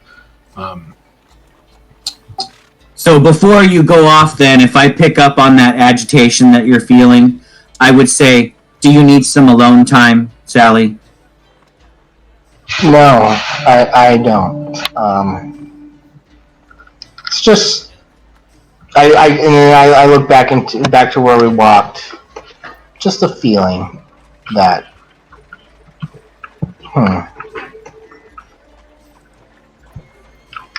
just being cautious. Caution is good. I have a good danger sense myself. Don't worry, nothing surprises me. Be wary on your way back to wherever you're staying. The lower city can be a dangerous place.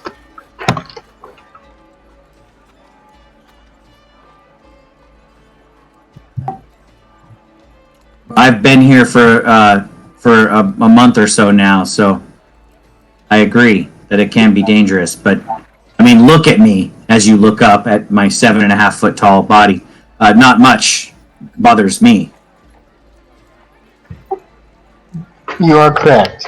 And if you ever find yourself in the upper city, just be in mind it's more dangerous than the lower city.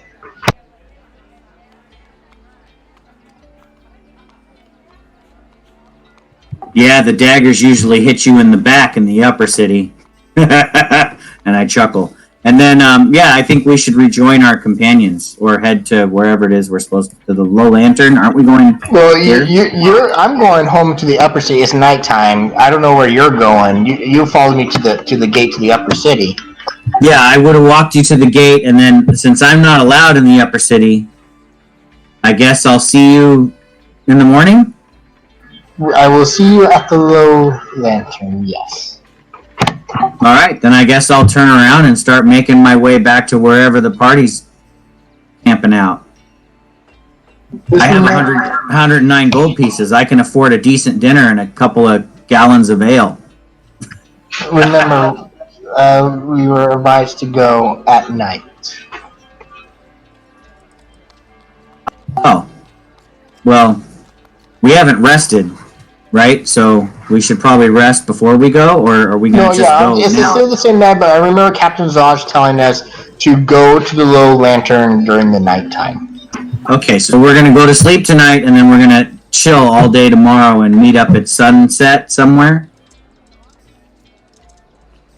At any rate, wherever the rest of you said you were going is where I'll head off. I'll let Sally be by herself. I'm not afraid of walking the city streets by myself. Nobody usually messes with me.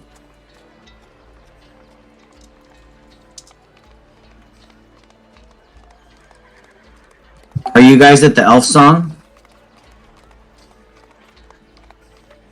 I don't know what tavern me and Keelan went to. That's what I'm wondering.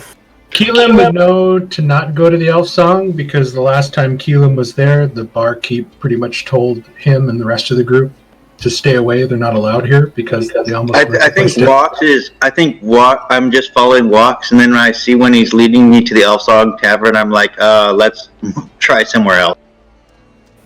What? I heard there's great service over here. Oh yeah, Beta went to the bathhouse, right? Yeah. Yep, the communal one. I can use a bath. I'll go take a bath. I mean, we all smell like sewer. Exactly. That's why Beta's like, No, that's a good idea. communal bath. I'll go pee in the pool.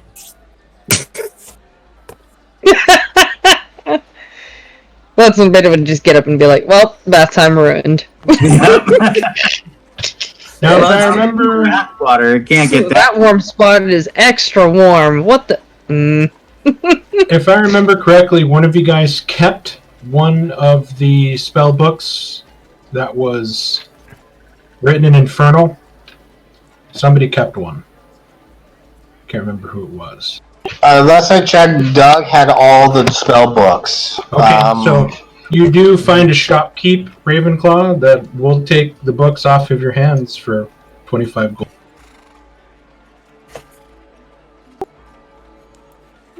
Only 25 gold. Two of these is written in devil speak.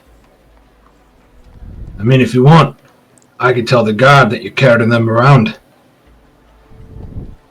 Or you can sell them to me for 25 gold.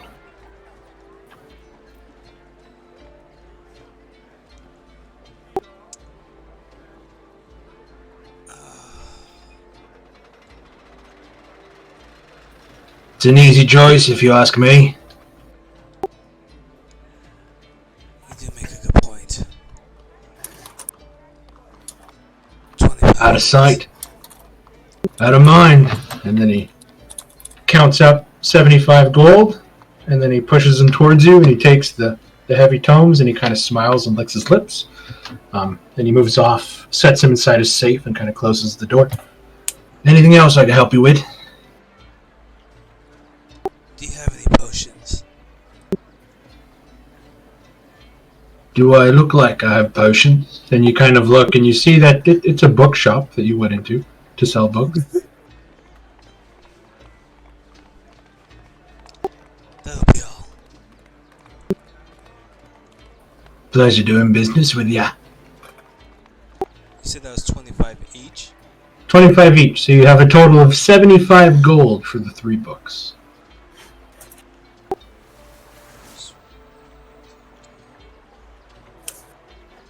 Okay. And as I step outside the shop,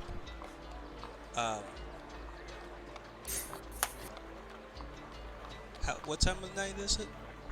It's getting late. It's probably close to like 11 p.m. now. Okay, so I will actually go into a corner, switch out of my disguise back into my civilian outfit, and then head back up to the rich people district, as I now seem like a civilized person. You're gonna try to break into the upper city? What's your background? The dual personality one.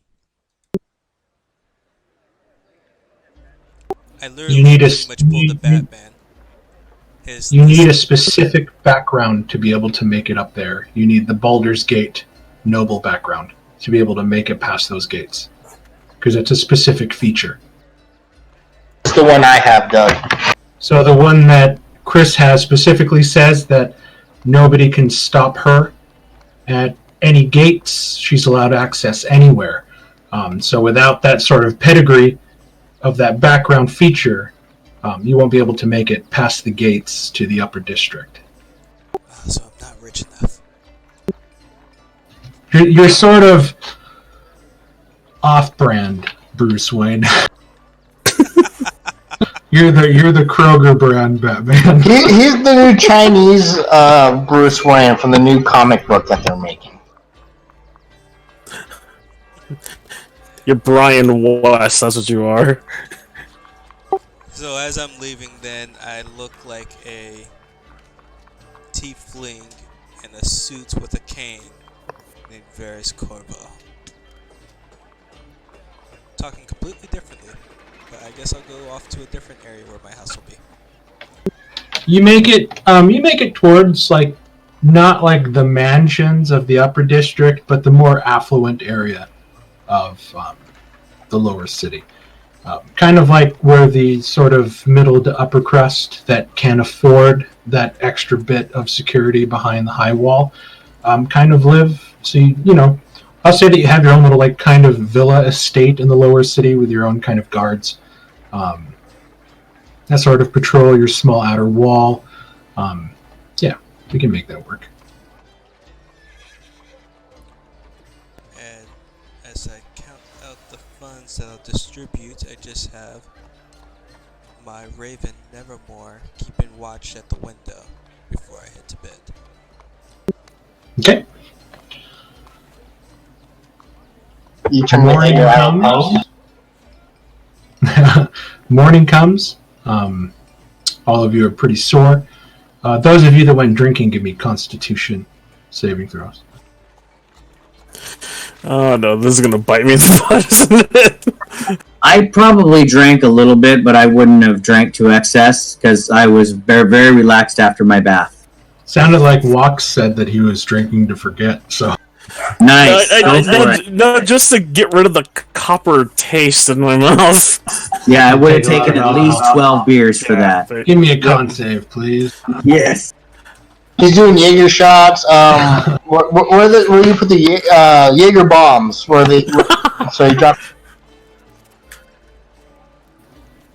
With Keelan's help of making sure that you sort of control yourself a bit, making you drink that ever-important glass of water between drinks, you have a bit of a headache, but you managed to stave off the worst of what would have been a very grueling hangover the next day. The first thing he's gonna do when he wakes up is he's first gonna check, is his clothes nearby? Is his weapons nearby? Is his armor nearby? Is his stuff nearby? Is Keelim nearby?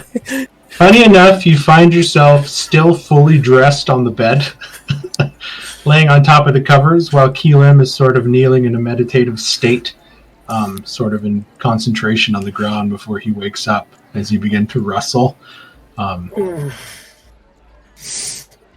Okay. It's definitely gonna slow down next time. How are you feeling? Well, outside from the soreness and the taste of lack of copper nor of ale, I think I taste yesterday's breakfast. I feel great. How are you? I'm feeling much better. Fortunately, you sleep like the dead, so I was right at home. I don't know whether to take that as a compliment or not, but I'll take it anyway. What time is it? It is time to get up and get moving. Right. I can do half of that. Just wait for my legs to kick in. As he just sorely scoots to the edge and just tries to pop his back and check to see if his form has changed back to default or if it's back to what he had.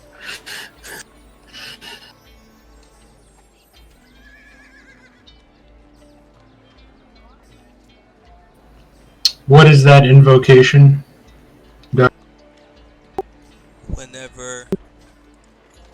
Whenever my familiar is within 100 feet, anytime hit dice is rolled to heal, I automatically get the max.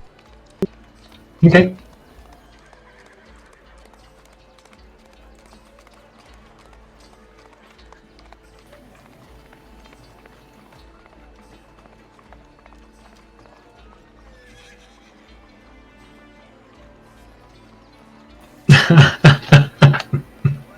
It's a witch!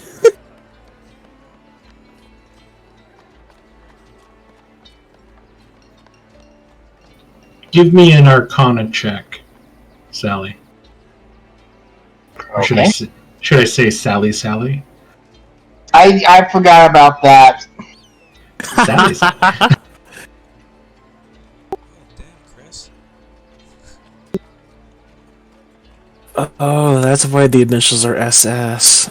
Okay, I'll send you what your 13 gives you after the session.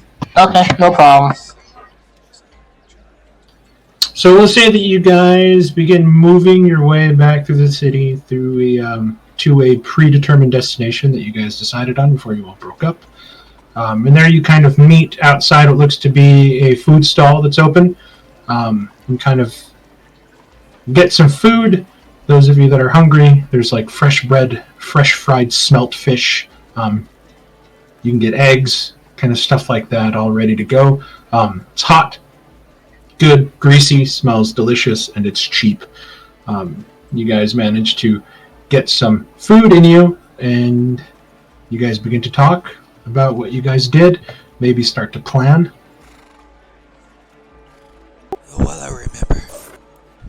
Here's 9 gold for everyone. Well, I actually have Wait, some what? gold for you guys as well. You do? Bucks. And she hands 50 gold to everybody else. So we each get 59 gold pieces? I'm still in the upper city. I will gladly. If Sally doesn't come, I might separate it for the rest. Well, we never discussed about meeting up. But I mean, she's still just next morning. Yeah, she's not there in the morning. She's still at home.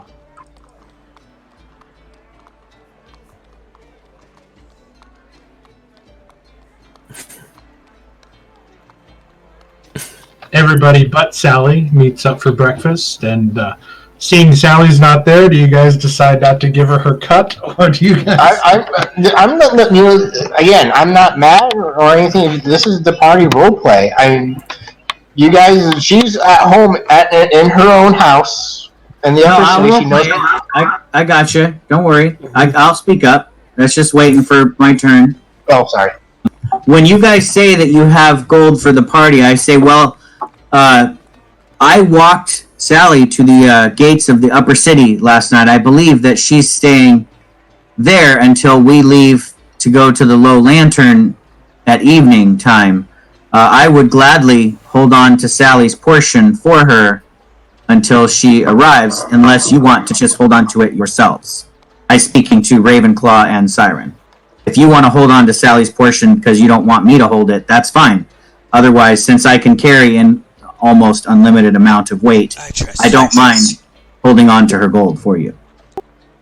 I don't see why I would have a problem with that.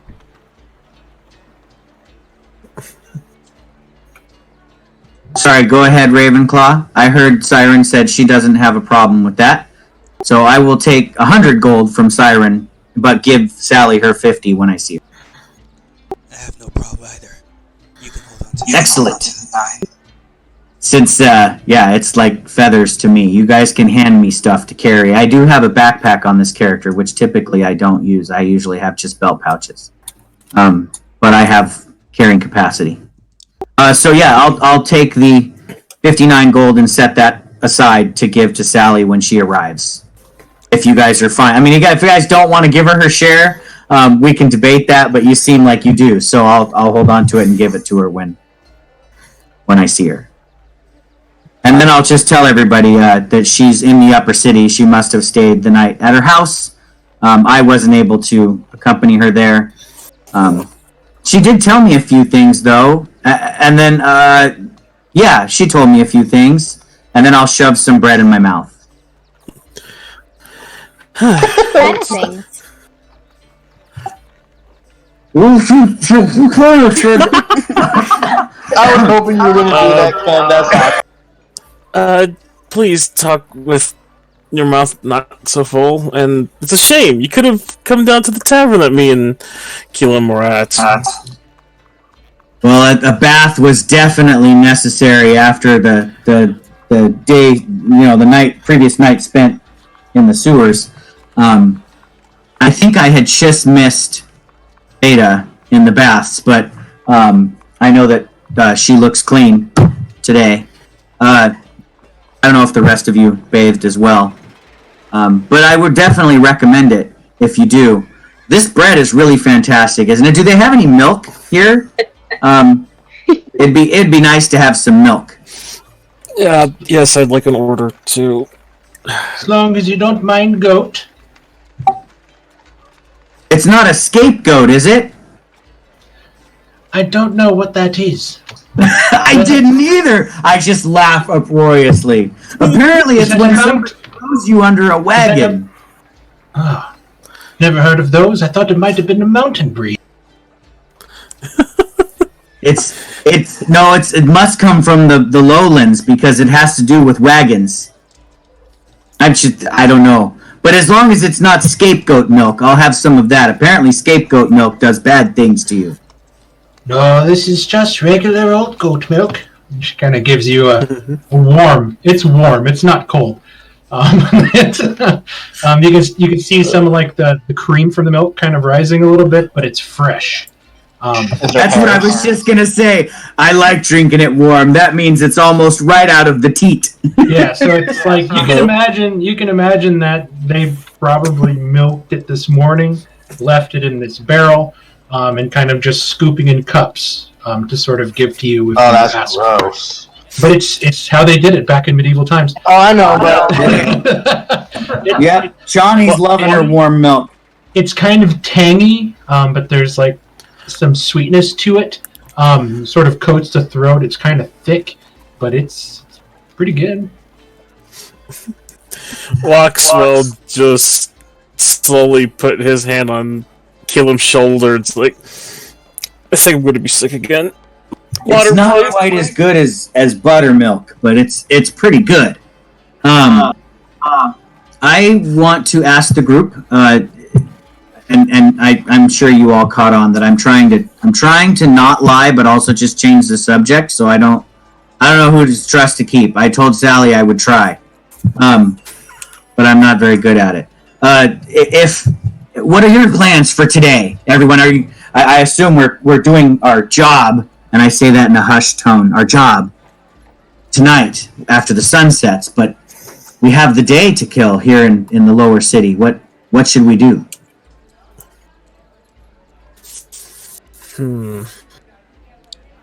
I got up ready to do the job Well. from the get-go. Need to go get my leather armor repaired. It kind of took a heavy hit. Yes, that's what I was thinking about doing myself. Well, I'm going to head to a weaponsmith if I can. Given this newfound treasure that we all made, I think some upgrades could be made to my weapon. Okay. Yes, I think that we would definitely do well to prep and improve.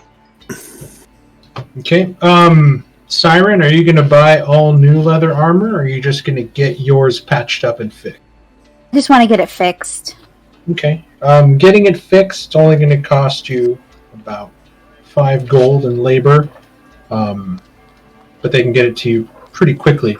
And it's all patched up, ready to go. You're back to full AC. Awesome. We'll go get Shawnee. some potions. Yes. So you were with Sally last time, Ravenclaw. You know that most of the potions in the city have been taken by the Flaming Fist and like temple guards. There are unsavory folks that you can try to speak to in black market dealings to try to get some stuff. So I'll leave that up to you. But the easiest one right now will be the weapon. So as Chani makes her way to the weaponsmith. What are you looking for, Chani? So I'll role play it a little bit for you, Mark. As I walk up to the weaponsmith, I kind of take a look at his wares. I just want to see like if he has swords and axes and things like that displayed prominently, or if he's more of a wagon wheel horseshoe kind of blacksmith. I want to just take a look at his wares and see if I can notice anything quality or superb even. You do find a weaponsmith. You see a stout little halfling fellow with like a mohawk, and he kind of looks at you, and as he's kind of watching you as you kind of look at everything, and he's like, "Don't be afraid to grab it. It's not going to bite you." Thank you. It's not that I fear the weapons, and I grab a hold of my sword hilt and pull it out of the baldric on my back. And given that it's twice as tall as the little smith there, I kind of lay it down onto a flat surface and say, actually, what I'm interested in, little smith, is supernatural threats are things that I have not faced much in my time as a mercenary, but I've heard stories about them, and they strike fear. But I've heard legends that a silvered blade can deal with supernatural threats in a way that a regular steel blade cannot. And I was wondering if it was within your skill to silver my greatsword such that supernatural threats would cower in fear from my gleaming sword. I can do that. Wouldn't you rather buy one of my newer blades with the silver in it already? I would have to take a look at what you have, as this blade is a sword of my people from far away, and it has a certain heft and weight to it. But if your workmanship can match it, I would certainly be interested. Go on, pick one up, and he kind of points over to the rack, and you see next to what looks to be a bunch of like spears, tridents, and halberds, are what look to be like fucking William Wallace-esque. Yeah. Like fucking Highlander greatswords. Yeah, just fucking huge. Basket hilt on it and everything. Takes a special kind of crazy to wield one of them, I tell you. Well, I will look for the heaviest one because I am not afraid of heavy weapons, and try to give it a good heft. And if there's a little bit of room in his shop, I'll try to give it a swing or a guard move or two, and just comparing it to my own blade. And is it silvered? It is silvered. So you take this claymore in your hand and you begin to spin the hilt, interchanging hands, whoosh, whoosh, whoosh, whoosh, whoosh, locking your hands down, and then you begin to spin it in figure eights in front of you, sort of putting it over your head and moving. It's very well balanced, lighter than your sword, but you can tell just by the way that the blade kind of glints and shimmers, and the way the blade flexes and goes back to true. It's a very well-made sword. It's a quality sword. It's not as sort of roughly forged as one would forge in like your tribal kind of smithy. It's very pretty. Excellent. And so as I'm swinging it around, I raise an eyebrow towards him as I look down and say, "And what would a fine blade like this run me?" And I kind of jingle my coin pouch a little bit. As you can see, I have some coin. With the silver included, it's going to run you about 150 gold pieces. Would you accept my sword? And I kind of push it forward on the table as trade and lower your price a bit. It's seen a bit of battle, but I have taken a whetstone to the edge regularly and kept its edge keen. And the steel is good. He lets you place it on an anvil, and then you see that he pulls out like a blacksmith's kit, and you see that he starts taking some shavings kind of near the edge of the blade and sort of puts it under a microscope, and you can see that he's trying to check the metal. It is a clan sword from the Red Tiger Barbarian clan, far to the never eat soggy waffles. East of Baldur's Gate. I couldn't remember which direction. Far to the east of Baldur's Gate is the Red Tiger clan. You see him looking at you, and he looks confused. He's like, "The fuck are you talking about, soggy waffle?" It's how I remember the compass directions. There are microscopes in a way. It's probably just a glass. I mean, they have telescopes, right? So it's probably like a telescope in a looking glass. Maybe not a microscope. It's quite a bit of metal here that I can rework, and let's just say 115. And he holds out his right hand, knocking 35 gold off the price. I feel that's more than a fair trade, my friend. Well, you strike a fair bargain, fair indeed. And I will give him 115 gold pieces. I have 159, so like a full-grown human shaking hands with an infant. Your hand sort of encompasses his little hand. You sort of shake his whole body. So part of me, just so you know, kind of role-play wise, inside, Chani actually feels a bit of weight being lifted. She's kind of while she did value her clan sword. Her clan brought her nothing but pain. So she's almost feeling a little bit lighter, having rid herself of the last weapon that she carried from her. Well, I guess she still has her throwing knives.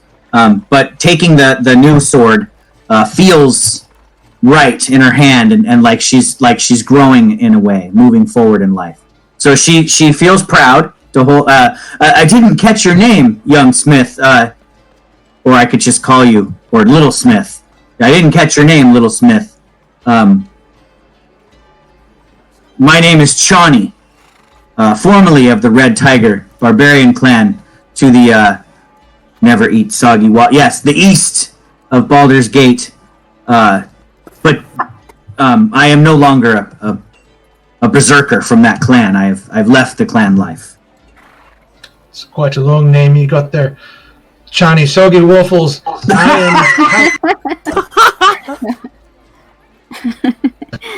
You may call me Callum Steelbloom.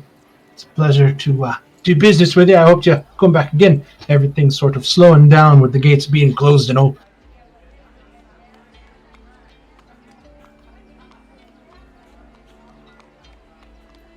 Would Charlie know what waffles are? Sure, we know what waffles are. You can make waffles in the medieval days. They're just pancakes. Haven't you heard of the Waffle Crew? Oh God! They no longer. I heard they have a very bad name now.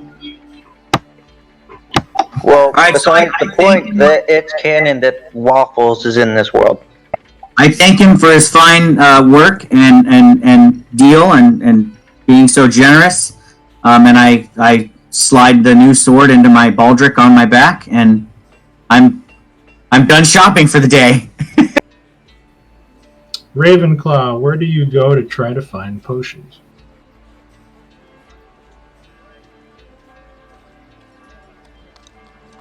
Remembering the incident that Sally had on the street, I go back to that area to see if that same guy is there. This time he won't have fire being hurled at him.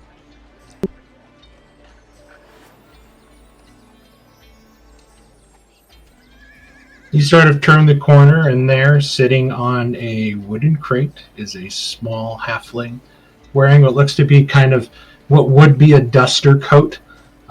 He kind of has a hat pulled down low, sort of whittling on a piece of wood.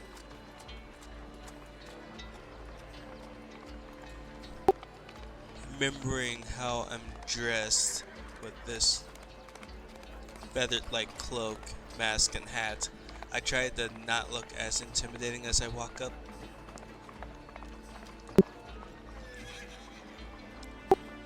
Hello there. He sort of cocks his head and looks at you up and down. Bloody hell. Look at this one. Didn't know the circus was in town. You walk around in public like that? That would appear so. I just have a question for you. Do you happen to sell any potions of any sort? Depends on what sort you're looking for. Specifically healing potions. I think I got a couple that I could part with, if you've got the coin. How much are you charging? How many do you need? One for sure. Two if you have enough.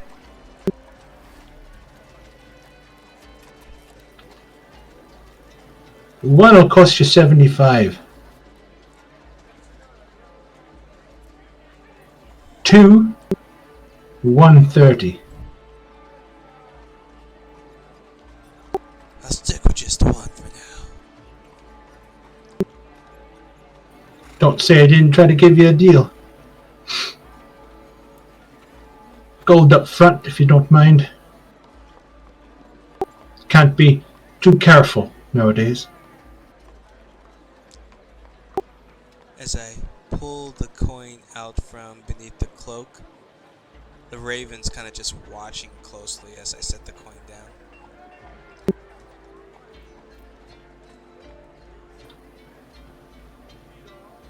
Here you He are. picks up the coin. Wait here. And you see him walk down the alleyway. As he walks down the alleyway, the raven kind of just flies up high enough to keep an eye on him. Was he on your shoulder? Yes. Okay. Give me a second. I need to make a perception. Give me a dexterity stealth check for your raven. It's just going to go against his passive perception.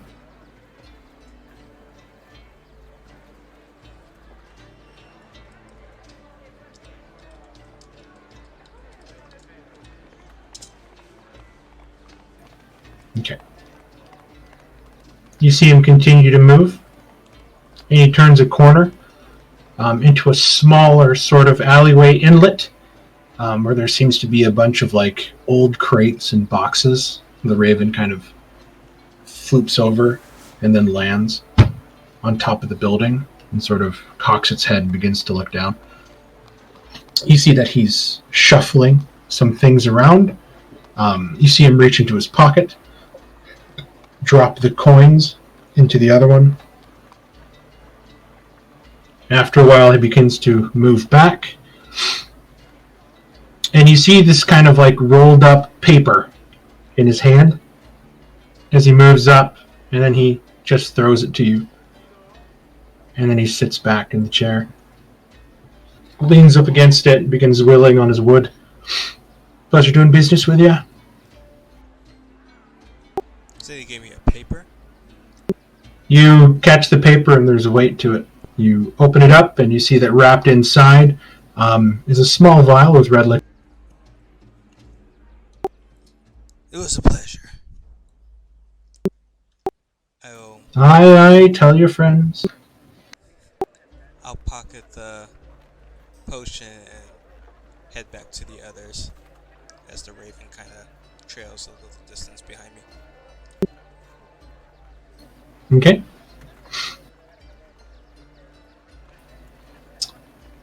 Beta says she wants to get a potion. Beta, where do you want to try to get your potion?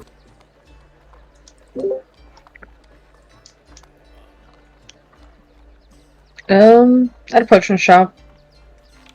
She wants to get a couple potions. So you would know that the potion shops have all been requisitioned, following Sally around the previous time that she tried to visit all the alchemists that she could find. You know that you would have to either try to procure your potions from the Flaming Fist, Black Market, and or possibly from some sort of church. Can she check out the black market? Yeah. Are you going to visit the same halfling that Sally accosted, or are you going to try to go somewhere else? If Sally had recommended it, then yeah. Oh, Sally didn't recommend it. Sally attacked the halfling. Oh, no, because he's probably going to kill her. It's the one that Ravenclaw went to, so you can go ahead. If you're going to buy a potion from him, it's going to be 75 gold for a healing potion. Or if you buy two, he'll cut you a deal and knock 20 gold off the full price and give it to you for 130. For 130? 130 for 2 healing potions. Okay. Oh, jeez. Nice. I love it. Since they're so scarce. Pleasure doing business with you. He kind of sends you on your way, and you got 2 vials of red. Alright. Let me take Thorn, what was your god again? Helm. Okay. So Johnny would also like to make a general store. Yeah, you can go ahead and purchase healer's kits and rations. They don't tell you what the rations are made out of, but they're rations. That's fair. You notice that there's a scarce amount of stray dogs and cats lately inside the city as food is starting to become a premium. That's cool. Shawnee doesn't really care much what she eats as long as it provides sustenance. She's not picky. So you make it back to your church, Thorn, where you were sort of put together and sort of set out from.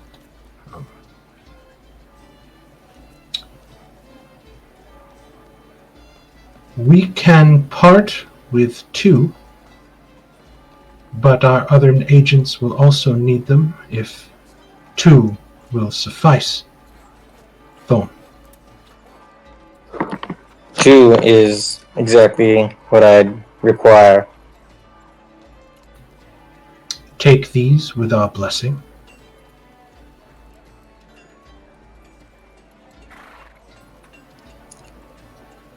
Do you need repairs or recalibration? I am functioning satisfactorily right now. And what of your predecessor? He was destroyed. I'll show them the eye. He is working to redeem himself. Continue your work, Thorn. It is my purpose. Dismissed. Thorn will do a slight bow, make sure to drop coins into the, 100 gold coins into the charity box and walk away. Okay. Okay, so that takes care of a couple people. Walks, Siren. Oh, Siren already did her thing. She went to repair her armor. Walks and Key Lim. Is there anything you would like to try to? I'd like to go see, go back to the bathhouse and see, like, how things are progressing over there. Did they send more people down into that underground place? You walk up to the bathhouse, and you see now that there are well-armored sort of guards and knights standing along the outside. A lot of them sort of barring the gate. Some people sort of walk up and try to ask questions, and they just sort of are rebuked. So I wanna see if I can find out what happened to the last party's remains. Because I'm going to ensure that they get a proper burial, as is my duty. You sort of walk up to the knights, kind of standing guard. You sort of approach, and they sort of hold out their hands, telling you to stop. This place has been closed by order of the Duchess of Anthampa.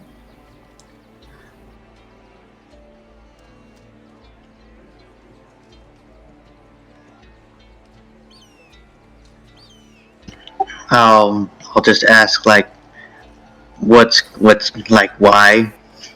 Do you know why it's been closed? Apparently, there were some gas leaks inside, not safe for the public. The building is going to be condemned and inspected.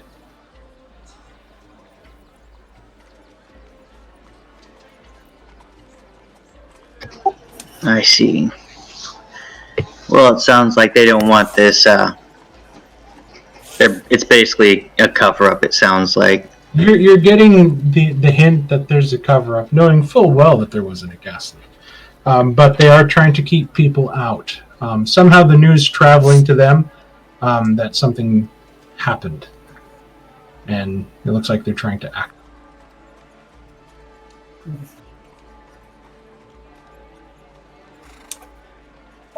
I'm guessing all the burials and graveyards are outside the city. There are some old graveyards still in the city. Most of them are full to bursting. Think of the Chinese graveyards that you see in like old kung fu movies, or like the graveyards in New Orleans where they just ran out of room in the ground, so they're starting to stack them up in like stone sarcophagi, that kind of deal. But they made no mention of bodies or anything, but there are certain areas in the city where you can find what are still like some public graveyards. The larger ones are on the outside in the outer city that you're well aware of. So I'll probably just go to one of the nearest ones and see if I can like order a headstone with the names of the previous party. Okay. Easy enough. So you order like a medium marble headstone with some engravings of the names. Yeah, I'll have them engrave Lifang's mask on it. Let's go with the cost of marble and labor. Trying to find. Let's see. Ginger, wheat, 1 pound. Okay, so I'll equate it to like the cost of iron. Okay, so that's going to be 2 gold pieces for the headstone and an additional 3 gold for the intricate carvings. So 5 gold total for the headstone. I will give them 10 gold and say, make it nice. We will. Like his very wispy voice, sunken in eyes, sort of bows, takes the gold, and you will have a headstone placed with the engravings of their names and Lai Fang's mask, inset in one of the lower city public graveyards. Well, that's my job done.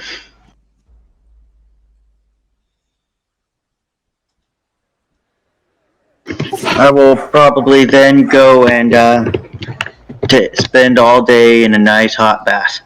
Okay. Walks, was there anything you wanted to take care of? Yes. First, I wanted to get my own armor repaired since Siren brought it up, because I know I took a hell of a beating.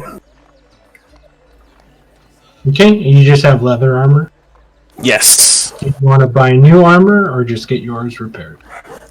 I just want to get mine repaired for now, but it'll cost you 5 gold for the repairs, for the little bits of leather parts and the labor to sort of sew and patch everything.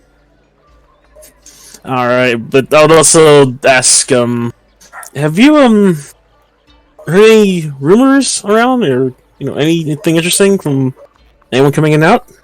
Well, there's plenty of rumors. Well, that is true.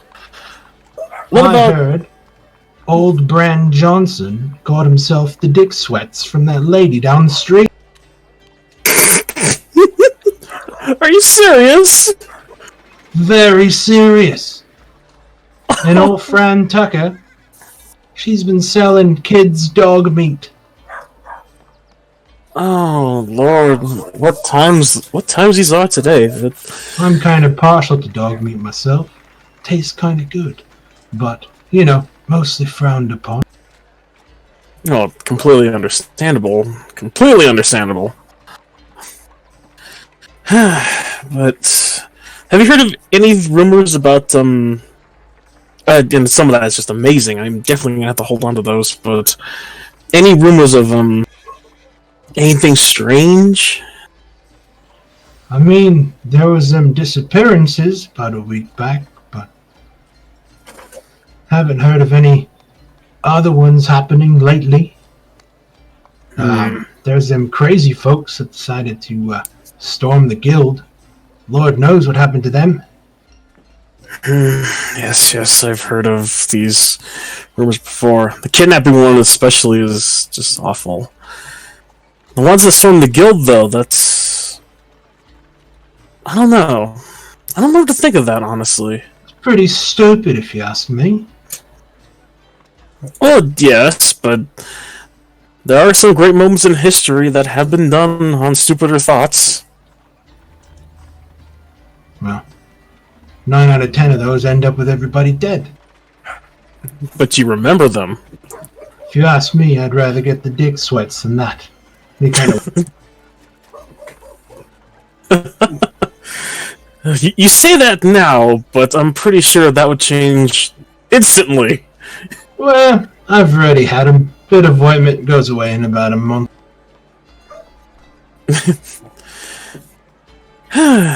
Well, I was just curious as all. Just trying to pick up what's going on. The flavor of the city each week. Give me a general charisma check, as you're just kind of broing down with the guy and having a conversation. Making him feel comfortable. Oh, come on. Well, there was a funny one that I heard today. Old Really? Niles Jack. You know, the shoemaker down on Cobble Street. Well, Right, he right. said he was down taking a piss in the bay early in the morning, trying to wake up a bit from a night of drinking. And he swears he saw that Mortlock jump into a boat and sail out into the bay. But I tell him he's crazy. That man's the son of the Duchess. What would he be doing? And he's like, Clem, I swear, he jumped into a boat and he sailed away. And I'm like, you're full of it. Funny that. Really? How soon was this? Well, talked to him about an hour ago. He must have been early morning. And he just left. No goodbyes, no personal belongings given out, nothing? Well, he says he looked kind of suspect. I think that's what the authorities would call it. Sneaking out like small boat. Probably trying to get past the blockade. Now, small dinghy boat, it would be hard to identify. Any idea which way you think he might have been going? Or what Jack might have seen him going?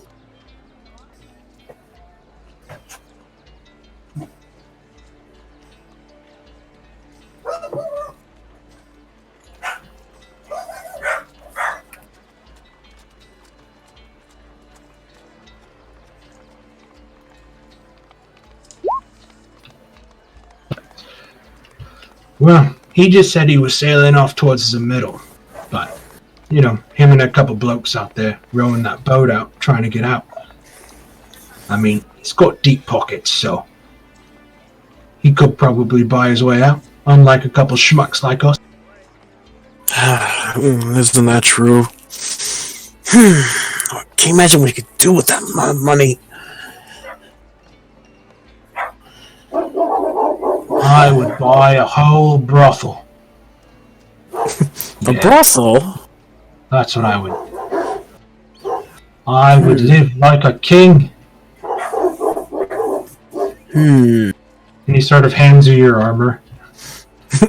I'll take it like, oh, what about instead of a brothel, not like just a brothel, but a bar? Yeah. I like to get drunk. A bar, too. But not too much, because you do have to run it. That's what I pay other people to do. And he points to his head, because I got the money, and he starts tapping his I'll handle the 5 gold, and actually I'll handle just 10 gold actually, and just well, thank you for these repairs. It's lovely work as always, and thank you. It has been a rough few nights myself, and it's good to have some honest company. Well, just remember, it could be worse. You could have got the dick sweats from old Fran down the street.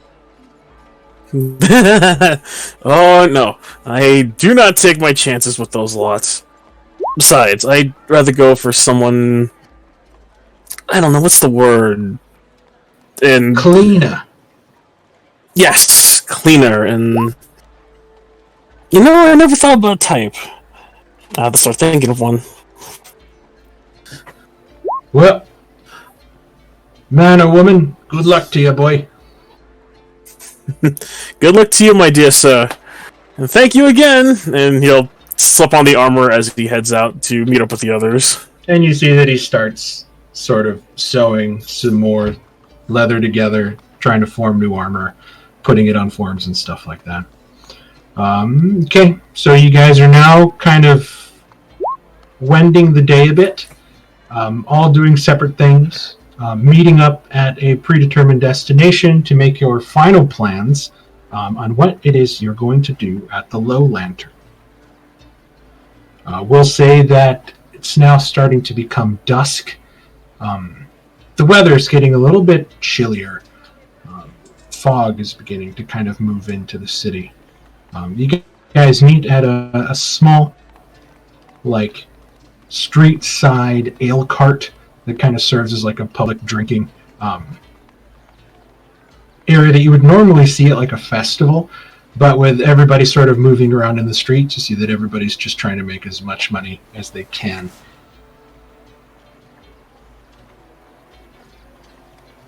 By this time, I assume Sally has left her coffin, since the sun is no longer out.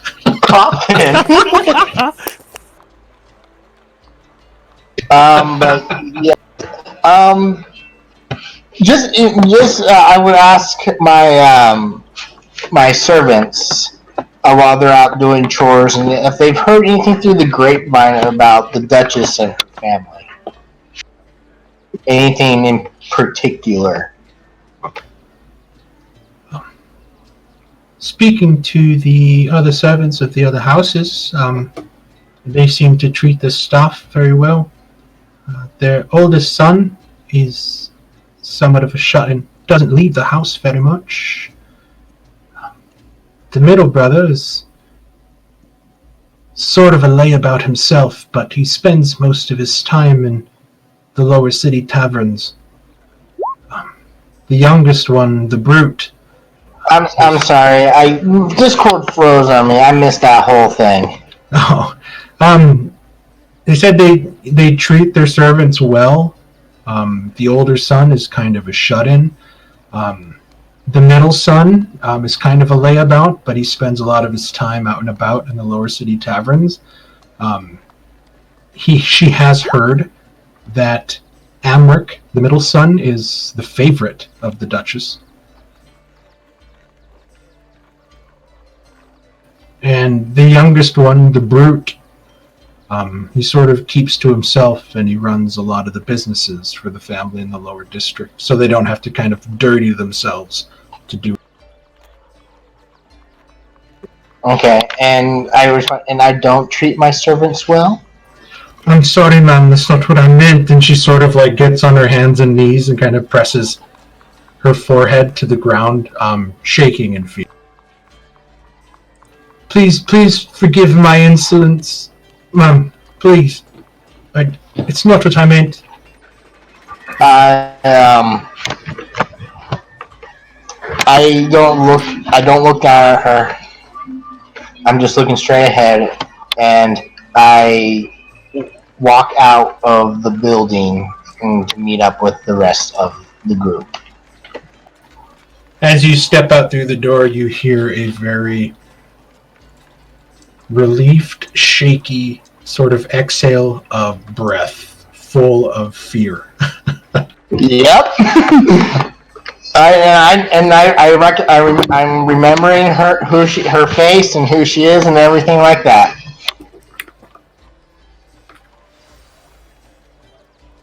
Yep, nope. So yeah, I make my way back down to the lower city.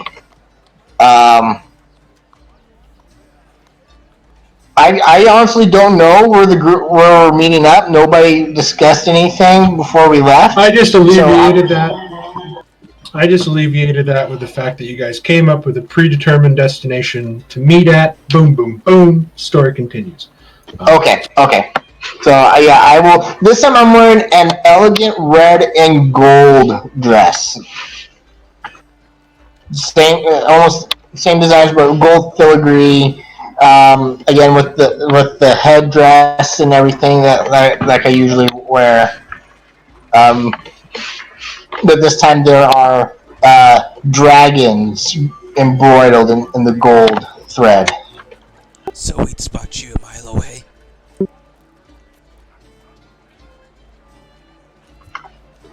I dress for success.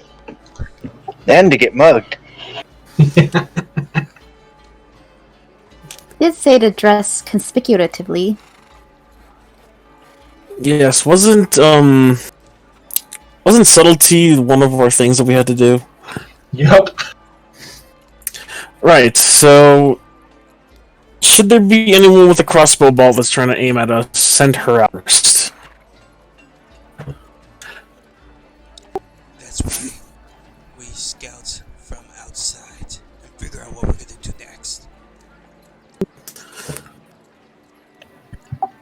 So I would just want to say that Johnny is pretty excited about the new sword she purchased today, and she would be showing it off to everybody.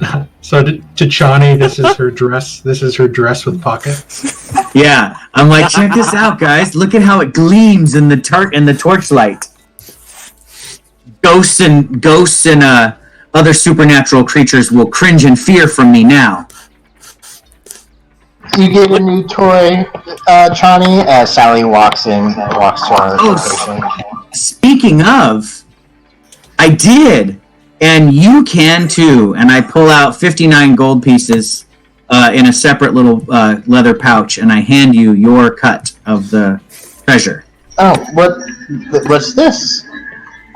It seems that Siren and Ravenclaw profited from our little adventure in the sewers fighting the cult, and split their profit amongst all of us, rather than keep it for themselves. By their generous natures, you have them to thank. Oh, wait a minute. Ravenclaw, what are the? Don't you still have the spell books? I sold them. You what? They're there in your hand. The 9 gold pieces, part of that treasure. That's your spell book.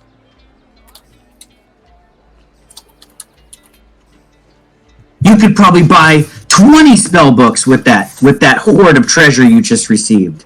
If you could see her shocked look, she would. You can, but yeah. I see a porcelain mask. Yeah, I was gonna say, does your face crack? If only she could show emotion. Much like anime, the emotion is all in Sally's eyes.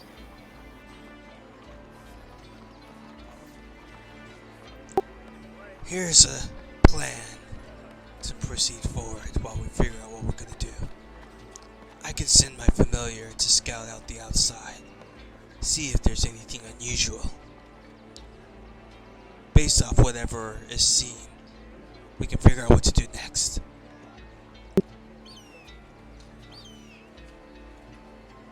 Does that sound like a good enough plan for everyone? I have no objections. Exactly what we're supposed to do with the lantern, the low lantern? What, we're supposed to talk to somebody, or were we just supposed to look out for some information? We need to get a hold of Amric. Somehow we'll have to lure him Okay. out.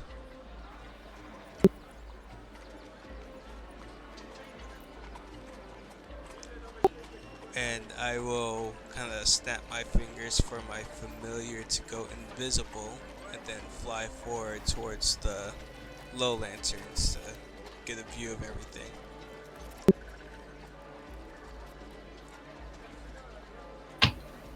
Is this from Find Familiar?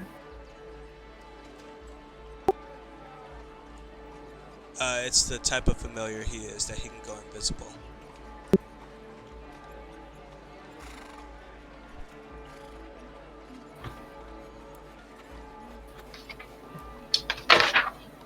This is from your Pact of the Chain? Yes. I sent you in a message what familiar it was. That was a long time ago, bro. I'm sorry. I'll send it to you again. I know you said that it was this as a raven, which is totally cool. But I just need to read it really quick. So do you get that from an invocation that it can go invisible? It has that ability itself.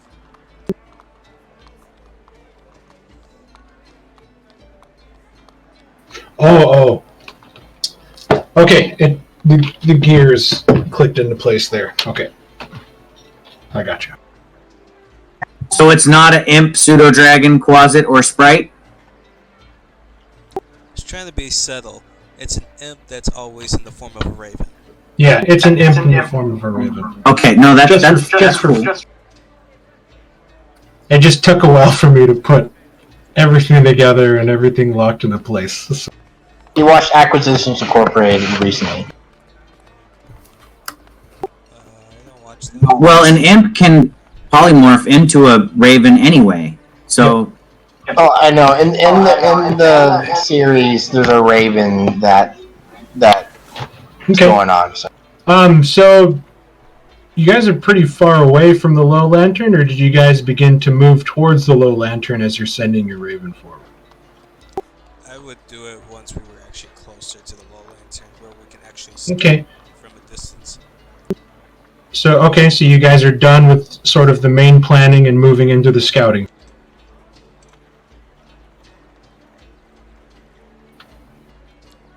Unless there's any other ideas. I was gonna say, I mean, I don't see there a reason for us to be, like, well, sneaky. I mean, it's also, isn't the Low Lantern also kind of like a tavern? It is. It's a tavern. It's a ship that's been refurbished into a tavern/inn. Just walk in, just look So- around. We'll say that you guys get closer, and as you're moving, Ravenclaw, you send Nevermore forward. The Raven is flying. The closer you get to the bay, with the fog that was coming in earlier, it's harder to see. He sort of dips down a little further, kind of breaks through some of the fog, and there he begins to see the large, three-tiered ship that is the Low Lantern. There's not much going on up top. You see some other ravens kind of perched on top of the masts that are sitting. All the sails have been taken off. A small lantern glows green on the tip of the prow. There's like some dead seagulls sort of laying on the deck, but other than that, it looks pretty normal. You guys move a little bit closer, and this is what you see.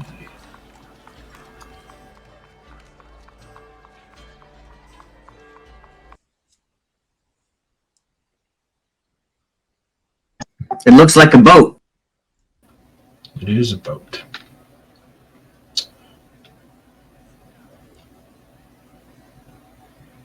Fog is obscuring your guys' way as you leave the cobbles of the street and begin to walk on the wood plank wharf that lines the bay. The smell of brine, salt, is crisp in your nose. The breeze chilly coming off of the water mixed in with the mist. And you see a large creaking hulk of what looked to be an old trade ship, now converted, all the rigging taking off of the sails. There's a wooden staircase climbing up onto the side, seems to be haphazardly built into the original railing. And at the front of the boat, which is the bow, not the prow, now that I remember, you see a lantern that's casting a green light through the fog, signaling that it is open for business.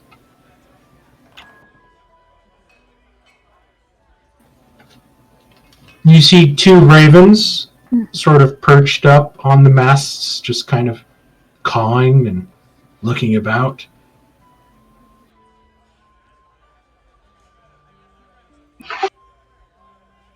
Well, shall we proceed? It seems reputable enough. Oh, ladies first. And Oh, you're calling lady. I point to Sally. Sally, you should go first. You're the most lady of us all. Thank you, Chani. See, she has manners. But never mind. You look up and you see that there is a staircase built that goes down in, and there are stairs on each side leading to the fore and aft castle of the boat. You look to the forecastle, and you see that there is bits of feather sort of sprayed around. You sort of cock your head a little bit. You can see that there's dead seagulls like covering like the fore and aft castles. Just dead birds.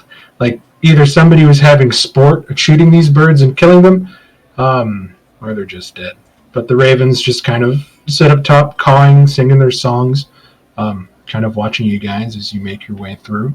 I look at Ravenclaw. Are these yours? No, they are Between the not. back. And I wait for my invisible familiar to land on me before I proceed forward. So he landed on you a while back before you guys made it back. Mark, there's no other. We just see the ravens. There's nothing. There's nobody else up here, correct?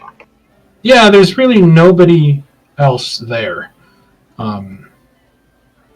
But the sounds of carousing and drinking and what seems to be some music is coming from the steps leading down. Okay, yeah, I figured that's where it was, so I will make my way down.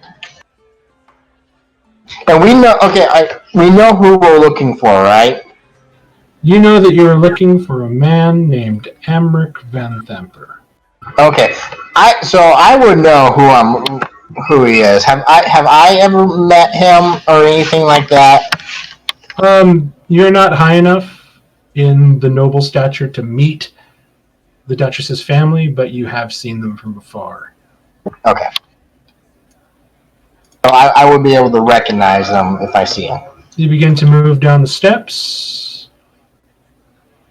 The sound of carousing louder on the second floor. Oh, wow.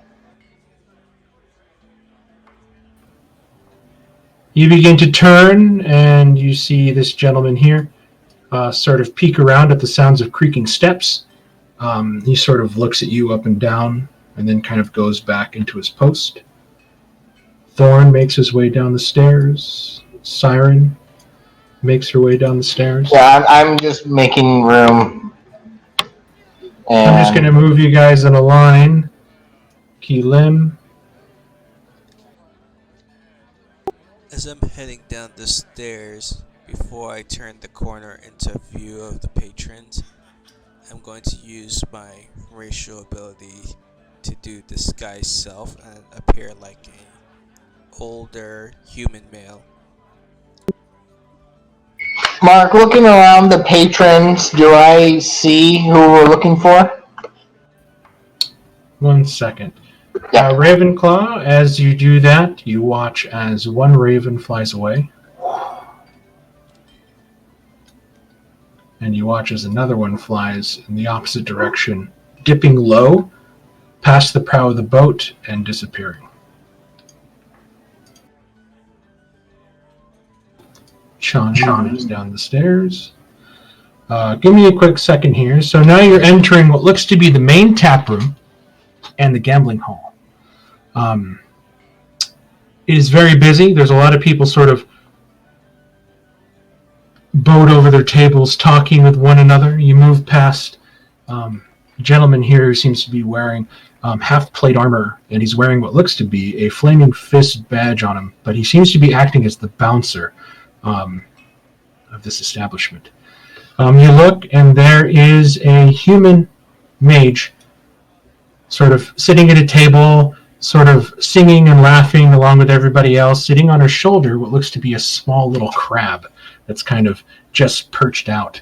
You notice at the far end that there are two drow sort of playing a card game amongst themselves. A smattering of just human in half-orcs and what looks to be a Duergar sitting around with what looks to be another soldier-like figure. I'm just going to move everybody down.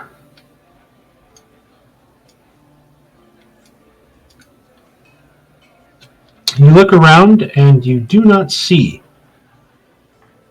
the face of Amric Van Themper.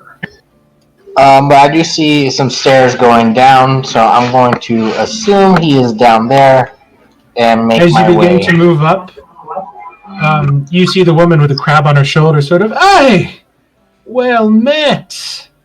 My name is Laurel Rathundreth, but folks here call me the Captain. If you're thirsting for a beverage or looking to gamble, you come to the right place. But watch your step. Things can get pretty messy around here, and she gives you a knowing wink. Thank you.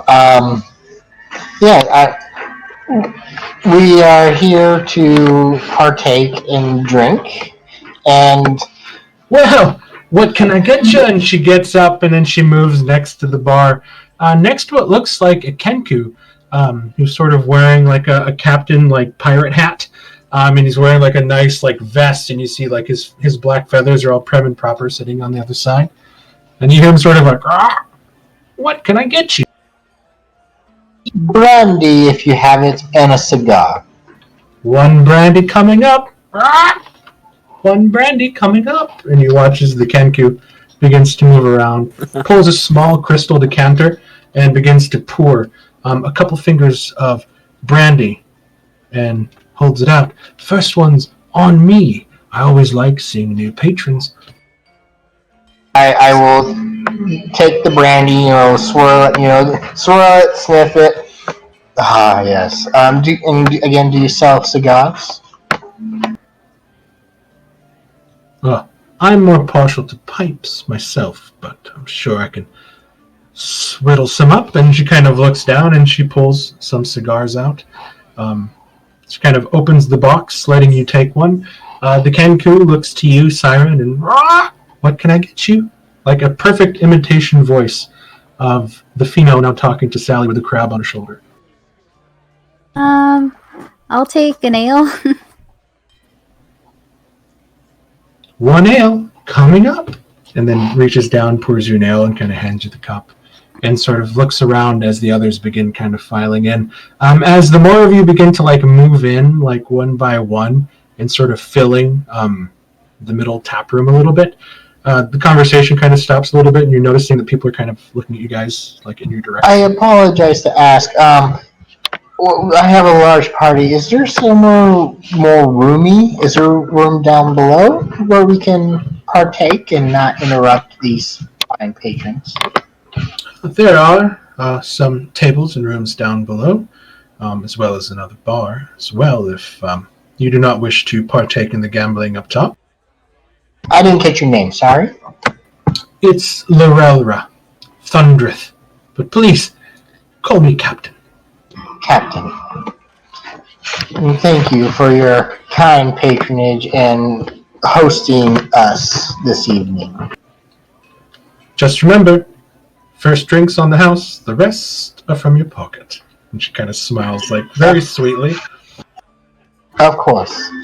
And I will take my brandy and cigar and head downstairs.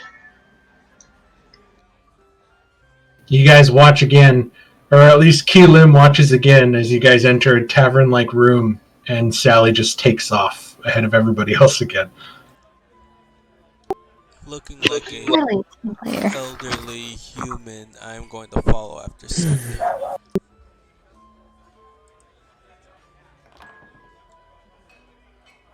I suggest you get a drink. Okay. Sally made it downstairs first. You see what seemed to be some kind of well-built, sturdier people down here, like drinking by themselves a little bit. You look like you're near the front of the ship now, and then you kind of turn the corner and see that there is another bar with what looks to be some more humans and half-orcs. Sitting at the very far end is a very well-dressed, what seems to be nobleman, kind of leaning back in a sofa-like chair with his feet up. You take a glimpse at him, and you see that there is a raven that's kind of perched on the sofa next to him that flies out the window. Does the raven look familiar? It looked like a raven.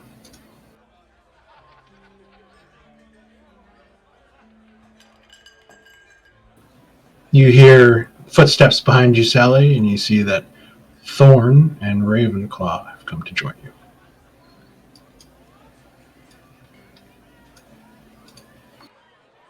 Go get a drink at the bar. Those of you up top get whatever drink you want for free. As Chani kind of makes her way around the tap room. You see, Chani, that everybody here seems to be playing dice and cards. You see a lot of Baldur's Bones and a lot of Three Dragon. I've never played either game, but I'm familiar. I've heard about them, having lived the mercenary life. I wouldn't mind having a seat at this table, just mingling with the crowd a bit. Excuse me, miss. You see a man. Oh, he's a human commoner, and you see that he's wearing what looks to be probably his nicest going out clothes. You see like a very nice blue-dyed linen button-up shirt, a lot nicer than the leather pants he's wearing. His boots are quite polished as he's sort of sipping and drinking what looks to be a stein or flagon of ale. Oh, how can I help you? well, I was wondering if I could sit in and learn your little game here, Oh, and perhaps share some stories about the lower city that perhaps you've heard in the last week or so. I'd love to play some dice with you. It's 5 gold buy-in. I happen to have 5 gold. I turn around to Keelim and I say, "Do you think I have time for one quick roll of the dice?" He kind of just like shrugs, and it's like the night is young. Ah, good. Fun to be had before the work starts. Then, and I'll pull out 5 gold and lay it on the table. And Johnny, you can see that Keelim's kind of just like he's like leaning up against you, but you can see that he's still like pretty out of it from his resurrection. Yeah, that's why I asked you. You're the right one to ask. You'd be like, "Yeah, whatever." It's like I'm barely focused. It's like I'm always out of breath right now. So we're gonna Hey, roll. just lean up against me here, Keelan. We're gonna roll 3d6. Okay. Highest number takes the pot. So we're playing the dice game. What's it called again? Baldur's Bones? It's just a quicker one, so we don't have to do like the hidden blinds and the moving. You see him roll his 3 dice, comes up with an 11, and he's like, "Oh, lucky you!" And he sort of moves the gold, and then he stops. He's like, "Double or nothing." I turn around to see Siren edging up and having heard her whisper, would be nice to get on the game. Yeah, see, I turn around to Siren and say, "It looks like my luck is going well here. Should I double or nothing? Is that good? Should I do that?" I'm going to nudge Johnny in the with my elbow. I think you should continue. I'll do it. Double or nothing, sir. Oh no, she's gonna get coined out, isn't she? And he moves it back. He's like, "We'll roll 3 dice. Highest wins." And he shakes it, and then he rolls. Go. He's like, "Oh, it looks like I'm the winner." So I And then I get double, right? You get nothing. you get nothing, and you owe me 10 gold. 10 gold? You said it was 5. And I start to look angry. And you Yes, see that he like you- grabs the dice, puts the dice in his pocket, and begins to move the gold towards him. Fair's fair. Puts the dice in your. Let me see those dice. Maybe your dice are weighted. How do I know you're not cheating? When you give me the 5 gold you owe me. Siren, is he cheating? I think he's cheating. Can I insight check? Only one of the bouncers. You see one of the bouncers like that's sitting over here that was watching. Like, we got a problem over here, and he's like, "This lady just lost, and she won't pay up. Go ahead and give me an insight check." Fuck, that's a high one. I don't know if I could beat that. I trust Siren because she knows what she's doing. All right, he's only got a +3 on this gambling sheet, so here we go. Gotcha. Keelan, you're like, he looks up and up, and Siren's like, this guy's fishy as fuck. I don't know, Chani. I think you're right. I think he is playing with some funky dice. It's the shoes, isn't it? The shoes gave him away. It's a baseless accusation. And you see him start to get nervous.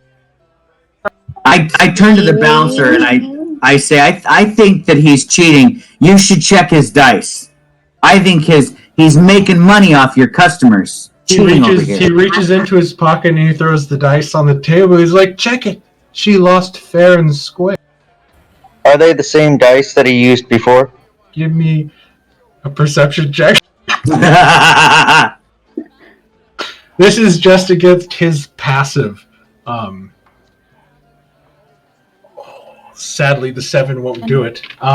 Siren, since you're watching, the same with you right now. Siren's like, those aren't the same dice. Yep. She's on to his game. Don't be pulling it over on our road.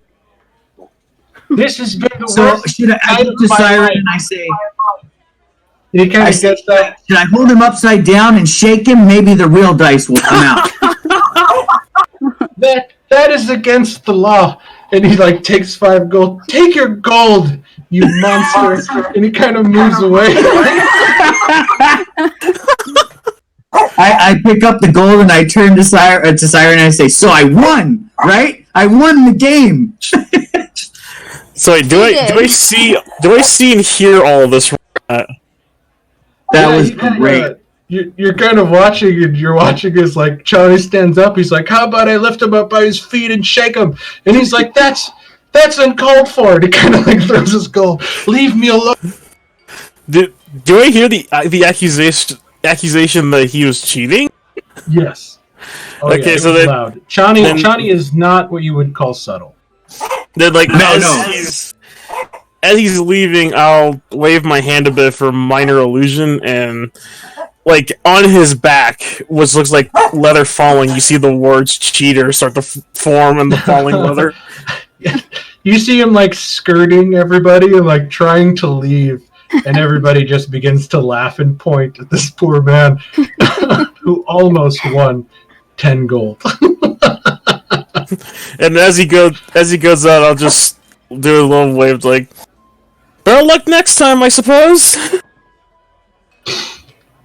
I'm so glad you walked up, Carla, because initially when I started that scene, my intention was to roleplay it like a deer in the headlights, and then you came up and like picked out everything he was doing wrong, and that was beautiful. Changed the whole scene for me. I love it.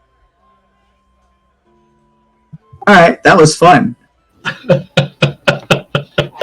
Keelan will tap Johnny. He goes, maybe that's enough gambling for tonight. Yeah. I'd say I agree. I think I've mastered Baldur's Bones. So while that's going upstairs, I see our Lastly, man. Johnny, you watch as the Kenku comes over with a drink, and he like sets it down in front of you. He's like, from the people over there, and he kind of looks over his shoulder, speaking with the captain's voice, and he points to the 2 drow, and they're just laughing, and they just kind of give you a salute as they begin to drink more. Right on. Is it the Hunger Games salute? No, they just sort of tap their eyebrow and just kind of. Okay. And you I was- can see I that was- their eyes are full of tears from them laughing so hard. Should I hold him upside down? That was awesome. Sally, you turn after telling Thorn and Ravenclaw to get a drink at the bar, and there you see Amric Van Thamper, sort of lounging. This very large, sort of leather-bound person with a bald head, kind of standing next to him. No eyebrows, like bug eyes. Looks very strange. Sort of very muscly, standing next to him as he's just sort of sipping on what looks to be a small glass of some sort of whiskey and smoking from a pipe. I approach and I say, As you approach, you watch as the big guard kind of steps forward, but noticing the movement, Van Thamper kind of points his, "No need, Kashara. Come, approach." is that okay? Is Kashar I know the token's as a man, but is that a man or a woman? It's just like a generic bandit token. It is a man, completely bald. Think of the creepy guy that always plays inbred characters from The Hills Have Eyes. You know what I mean? Oh, okay. So think of like that face on a muscular body, like very Mad Max style, like leather armor. The arms are shaking, but his head comes up and he's got like sunken in bug eyes and like he's completely bald. His ears are sticking out. The complete opposite of the very debonair looking Amric Van Thamper sitting in the sofa. Emmerich Van Deffer, it's a pleasure to finally meet you. Lady Sally, I have heard many things. Then he kind of smiles. I'll sit down on the couch. Things like what? Good things, I hope. Fun things. And he kind of winks. But that's neither here nor there. Seeing as you've come down to the dregs of society, as he sort of holds out his hands at both sides and kind of leans back, drinking the rest, I assume you are here for monetary purposes. I have a maximum loan of 10,000 gold. But the higher the money, the more interest. You know, trivial things. Oh, I know all about that. But unfortunately, I am not here for monetary reasons. Then you're here for the pleasure of my company. Well then, and he sort of, two more, says the Kenku. To what do I owe the pleasure? Look at you, dressed to the nines tonight. I did not know I was on a date. And he kind of winks a little bit. You flatter me. I heard through the grapevine that you and your family or your brothers have run into a little bit of trouble at one of your bathhouses. Yeah, it seems the bathhouse that Mortlock was running, gas leaks, things like that. Quite a shame. Mother was furious. Can't seem to find him. He seems to be hiding. Yes. We all know that sometimes we can all hide when we need to, especially from our mothers when we're all in a bit of trouble. Hell hath no fury, they say. Hell hath no fury, and I clink with him.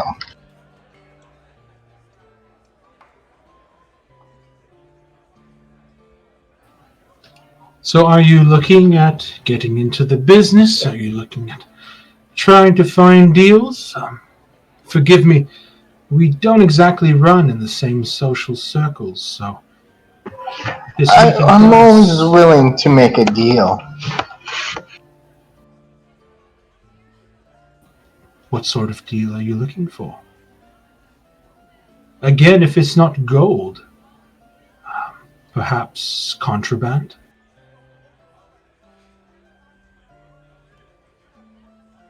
Well, what are you willing to offer? What do you have to offer me? What are you looking for? I can get you the basics. Drugs, alcohol, rare herbs, slaves, children. And he kind of leans in a little bit. Depends on what you desire. Rum coming up. Thank you. You're welcome. Is Ravenclaw going to take the rum away? No, Ravenclaw is drinking the rum at the bar. He told him to get a drink. Oh yeah, Van Damper said 2 more, please, and I thought Ravenclaw was reaching for our drinks. No, the drinks were brought over by one of the looks like security guards brought over from there, and that's what you sort of set down at the table.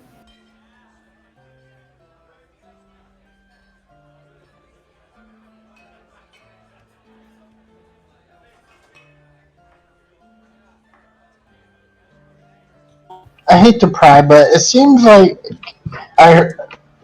your brother was betrayed by you and your other. I know there's 3 brothers, right? Yes. One has the Elder Wand. Yes, you know that Thirstwell is the oldest. Amric is the middle child. You know that he gets away with anything because he's considered the mother, Valarma's favorite. And then there is Mortlock, who is kind of the black sheep of the family. What can I do to help you to resolve this family issue of yours? Even though he's your brother, he did drag your name through the mud. Well, not really. When your mother is going to be the next Grand Duke, well, it's kind of hard to drag that name in the mud. Especially when everybody knows what a lowlife your little brother has become. Right then, Mark. Especially what you cut out right then for me. Oh, I said, with my mother becoming the next Grand Duke, it's hard to wipe our name in the mud. Especially with a little brother who everybody thinks so lowly of. That knows, well, to be nice, kind of a fuck up. Why do you think he runs the businesses in the lower city and doesn't spend any time in the upper? You keep dogs in the kennels. And he kind of smiles. Lifts his glass up a little bit, and then he takes it. That you do. Just recently had to put a dog down in this whole debacle. Ha! You and me both. Some people don't like paying their debts. And you know as well as I do, everyone must pay their debts. But still, even though he is your younger brother and still considered a dog, he still carries your blood and name, and a smudge is a smudge. A smudge is nothing. A smudge could bring you down. Not me. Look, I'm enjoying our genial conversation, but you are low-class high society, my dear. Not on my level, as you would say. While a smudge on your face would be looked upon, for me it's merely an eccentricity, a quirk, that makes me all the more interesting. the brother of the dog who couldn't do anything right. It just makes me look better. Makes my family look better. Knowing that we gave that dog every chance to be trained properly, but it just wouldn't take. No real loss. No real love. When an animal gets too toothy, you put it down. Now, as much as I'm enjoying this conversation, I'm a man of business, and there does not seem to be any business happening. So unless you would like to get a loan or spend some coin, I think perhaps you should move on.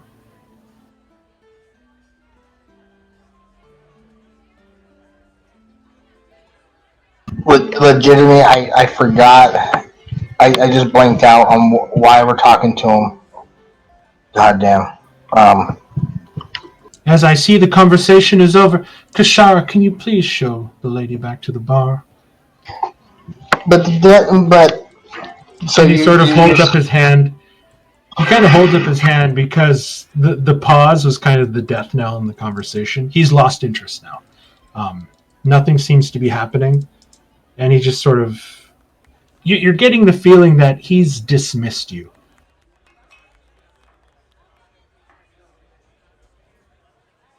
Very well. I will be sure to let society know that the Van Dampers are in league with the Dead Three. I bid you good day. And I'll let my mother know to send her knights to your house and throw you out on the street like a dog. Don't make threats you can't back up. Because my mother can back up mine. And he kind of smiles. Good day, Lady Sally. Don't choke on your drink. Can I read him like he knows my ultimate secret? Do I get that feeling where that's what he's implying? You know... I mean, you treat everybody kind of like crap, so he knows that you're just a terrible person in general. So you can imagine that you treat people openly like that. Your reputation is probably well known in the city for being like pretty crappy, which is why he said when you're like bad things, and he's like, no, fun things, stuff like that. But you can imagine that your greater secret is known, but he does seem to have some information about you, your husband. You can imagine a guy like this is pretty well in the know when it comes to secrets.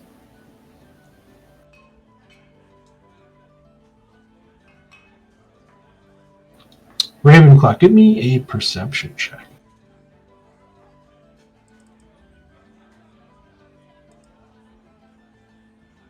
Okay.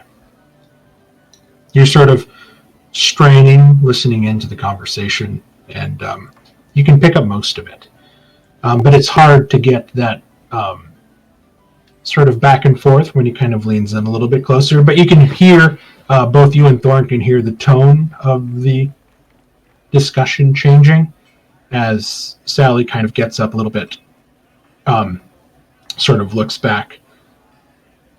And his face is kind of stern as he says something to her, which you hear him say, "Don't choke on your drink, Lady Sally," as Sally begins to sort of move away a little bit. What would you guys like to do?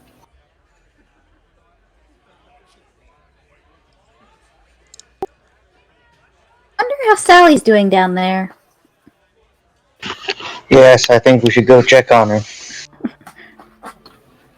Okay. I'm going to move you guys just downstairs. I think that would be an intelligent choice. We should definitely check on Sally. She's probably causing trouble. Yeah. You guys walk downstairs. It is a lot quieter. There are some patrons sitting at some of the tables, but there are more sort of heavily armored guards that are kind of about this place. You see that Sally is getting up from a sofa after talking with an individual. Can they feel the tension in the air? Can they almost cut it with a knife? Kind of. Keelim, you see the captain kind of walk up behind you and kind of place a hand on your shoulder. Yes.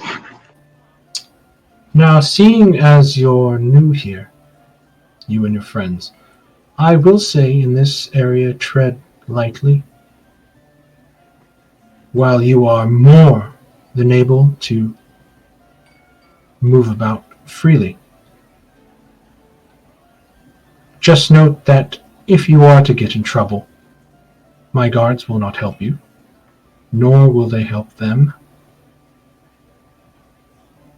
Do we have an understanding? I will basically touch her hand and I say, not to worry, we're not looking for trouble. Brilliant! Well, do enjoy your stay. And you see she I kind cast of fireball. No, I'm joking. she kind of taps your hand. She kind of taps your hand and she kind of smiles, and you see her sort of trot back upstairs. The crab on her shoulder like clacking. All right, Johnny, you go start putting a hole in the floor. Or walks, you start. I don't say that. Sally, are you refusing to move? Oh no, I was waiting for. So you're getting up at the table, finishing the conversation with him. As you begin to move, you notice everybody's starting to come down the stairs. You guys look and see an old man sitting at a bar next to Thorn. You guys have no idea. Some of you have no idea where Ravenclaw went. He just sort of left.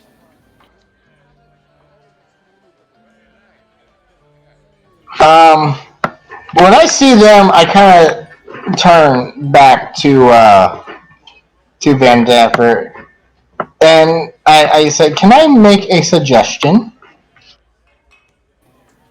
No, but you seem so full of air that I assume you're going to make it anyway. Yes. First, I'm going to spend a sorcery point to use subtle spell. Oh, so you're going to start an incantation. Yeah. So what subtle spell does is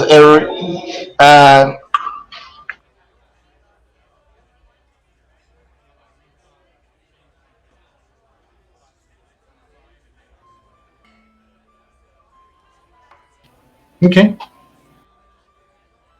Yeah, it just happens. and I'm going to cast suggestion on him. Oh, no. Oh, crap. I just said we weren't going to cause any trouble. This is awesome. Well, then again, I did say we're not looking for trouble. Not that we're not going to We cause will trouble. definitely cause trouble. So he won't know that it's me or anything else. He just now has to make this save. So really, you just think a word. Yeah, can I make a suggestion? And when I say suggestion, that's when I cast the spell. So the way it doesn't... Yeah, but if he makes the save, he's going to feel that you are trying to force your way into his mind with some sort of magic. So... But he won't I'm know really it's hoping me.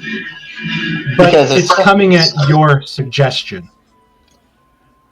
So, like, this is a hard one, because I think if you were far away, you could do this secretly, but you're sort of looking at him, not breaking eye contact, as he's kind of looking at you, and he's going to feel this intrusion if and only if he fails. So Also, nobody else will know that she was casting magic. exactly. So, Yeah. now, what is your save DC? This is going to be fun. I really hope I fail. I'm so nervous. I'm fine either way. DC 13. So I have one thing to add here. Suggestion is a verbal material spell. Subtle spell ignores somatic and verbal components. So you don't have to speak, But you do have to touch whatever arcane implement you're using to cast this spell. So you're pulling out like a snake tongue, and you're like, I got a suggestion. Well, or your implement. It's since they don't have a cost on these components, you can replace that with your arcane implement. So whatever your casting implement is, you have to touch that with your hand, even though you're not making. Okay, I make a gesture. I'm always wearing my ruby necklace, which is my arcane focus. So I'm like, I put, sweetly, I put it on my necklace, and I said, "May I make a suggestion?" Yeah. So you just put in the role play that you have to somehow touch your arcane focus to cast this spell. While you don't have to speak the magic words, you do have to interact with your focus. I just picture her adding some, putting on some perfume when she says it. Okay, That's fine. Mm-hmm.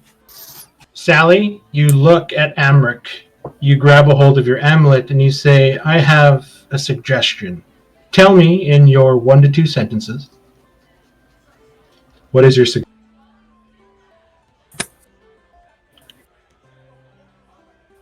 Oh fuck! Oh fuck! And then I will make the save.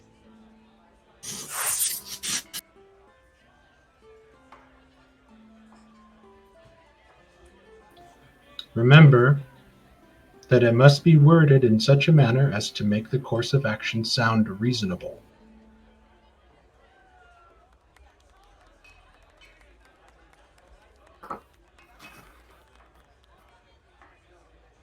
Okay, wisdom saving. I know. Okay. I know. My heart is racing so much. Don't have a stroke, Chris. It's okay. Oh god! And plus, it is so hot. Freaking! I have the AC on, and I'm sweating bullets.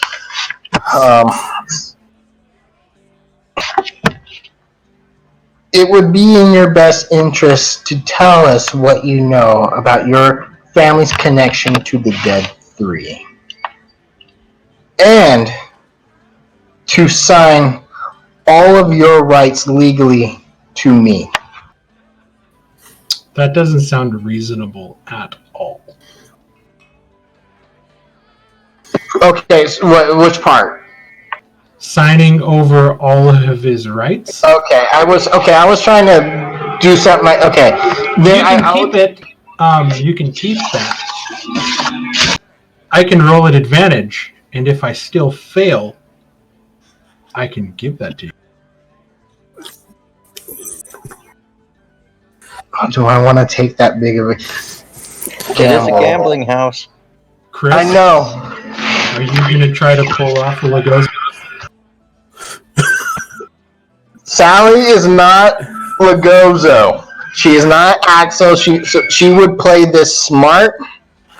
I will admit I got a little greedy there because I'm so fucking nervous. I will leave out the signing over part, but I want all the information he has connecting his family to the Dead 3 and the bathhouse. Okay. Here comes his wisdom saving throw. Mark rolls 20. Don't jinx. You see him sort of shake his head a little bit and sort of touch his forehead, and then he moves his hand down to his dagger and he looks at you and he says, Kashara, kill! And you watch as Kashara, his skin explodes. I was goddamn Mark. In his place is a very large, brooding, purple, spiny-skinned, devil-looking creature. We are going to roll initiative next time, but we're gonna end it here tonight. It was. Oh god,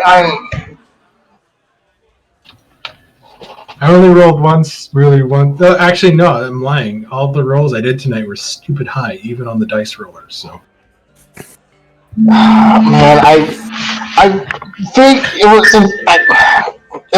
a good roll play. It was a good try pull. It's a good pull. He only had a +2 to his wisdom. I see that, and I have. Yeah, the odds were in your favor, Chris. I would have done it The odds too. were definitely in your favor. He had to roll what, at least a 12 or higher to win. So yeah, you the odds were definitely in your favor. It's a risk I would have taken. I Just really like with wanted Sojin, to. you take. I really wanted to lose that one because I could have gave you guys some information. I feel that as a DM, sometimes I'm like, God, I hope I fail this roll, and then But- you don't. But there's still a way to get that information, so keep that in mind. I don't plan on killing them. I plan on it was like, okay, I could do this non-violently, and there is my last-ditch effort. I see the group, so I'm like, okay, if this fails, then shit's gonna happen. So that's once I saw the group, that's when the idea popped in my head. I'm like, oh, I'm gonna make a suggestion. It's a good one, and I like spells that aren't used a lot. So. And the reason why I didn't want to go with an attack spell, I have those. Sally's not much of an attacker. She's a noble woman. So I wanted something that would help persuade her people to do things that she wants. So I figured this would have been a good one. I like it. This should be a lot of fun. So this will be good. I like how the party comes down and it's like, don't worry, we're just gonna check I'm up not on gonna do anything. we're just gonna check up on Sally. We walk down, the guy goes, "You witch!" Swords out, and it's like, we were here for 5 minutes. So the party doesn't know. The party just sees this guy says kill, and this purple spine creature just appeared. And so as far as the party knows, I didn't do nothing wrong. well, he points to you and goes, "Kill her," and it's like, well, she must have done something wrong. Called his mother a bitch. She's a bigger bitch than me. Okay. If I'm a bitch, she's queen bitch. This is good though. I think after the amount of combat that you guys did back to back in those last sessions, a nice role play session was a good turn of events, and there's a lot of good stuff that happened today. So I was kind of happy. I was hoping some of you guys would have talked to the 2 drow. That would have been fun. But there's always next time. Oh, man, God, I'm kicking myself. Oh my God. Oh. Don't worry about it, man. It was good. I liked it. If that would have worked, it would have been awesome. It would have given us everything, and we would have been walked out like nothing happened. Now we're banned from here too. I hope not. I like this place. Well, I tell you, that human, the human gambler, can't wait to see the backs of you guys. So, baseless accusations. Well, thank you guys. I will see some of you Saturday and some of you Friday, which I'm very much looking forward to. And then we'll pick back up next Tuesday. I will be joining Friday and Saturday. Are you a healer on Friday? I am not a healer. I am a salvager. I go around collecting scrap. Does that mean you can take damage? Are you still playing your rogue, Chris? No, I'm gonna play a fighter. Yes! We got a tank. I don't think there's anybody here. I don't think there's anybody here happier to hear that we have a tank more than Brad. But yeah, I will get Jeremy a character sheet this week. I'm on spring break, but I still got homework that's due on Monday, and I'm still waiting to hear back from my teammates about. I'm not enjoying this class. I got to make a commercial, which I got to film next week. Make it a funny commercial, like an SNL commercial. I had to turn in my script. I'm doing very simple. I'm making a very simple beer commercial. Because I got to film it on my phone or a camera, and I have to edit. I do not know how to do any of this bullshit. You have to do a beer commercial. Why don't you do like a modern ale or whatever, and just use all your minis? No, I just want to get this class done. I'm not. It's not. I'm not. I don't think I'm benefiting from this class as much as I should be or could. I would say with the whole quarantine and everything like that. It's just this whole situation is fucking everybody up. So, do you have access to your school's like computer programs for editing? They gave me Adobe. Okay. What you should do is just you can find the Apple iPhone commercials. Like this was filmed on an iPhone 10.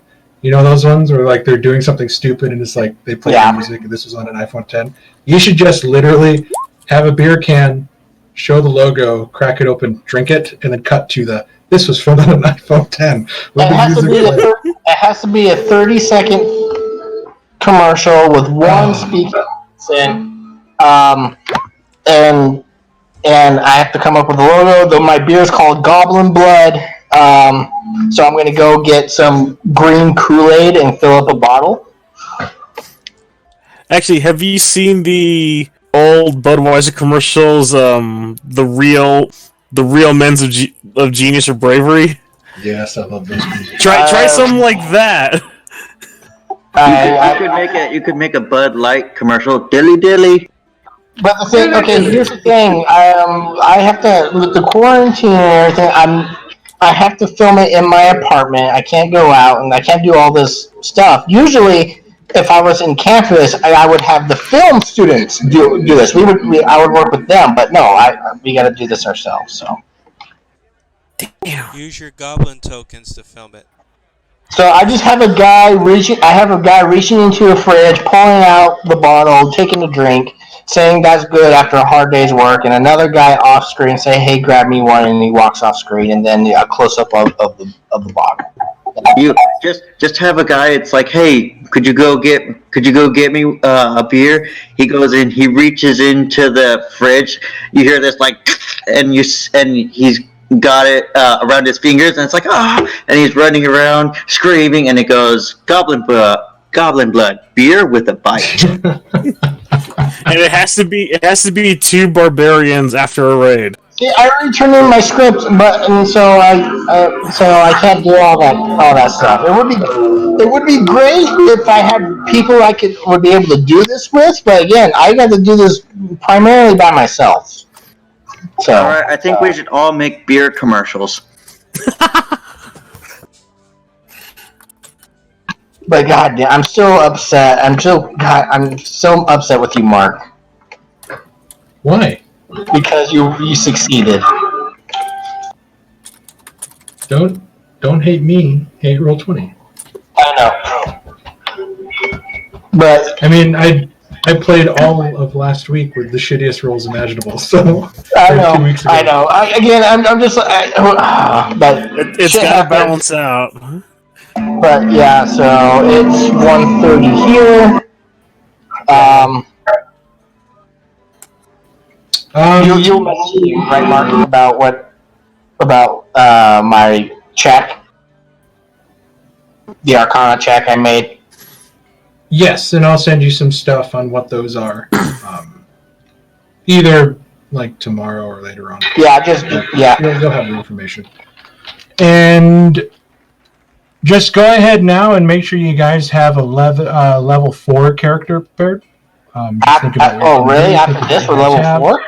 Just make sure you have one prepared.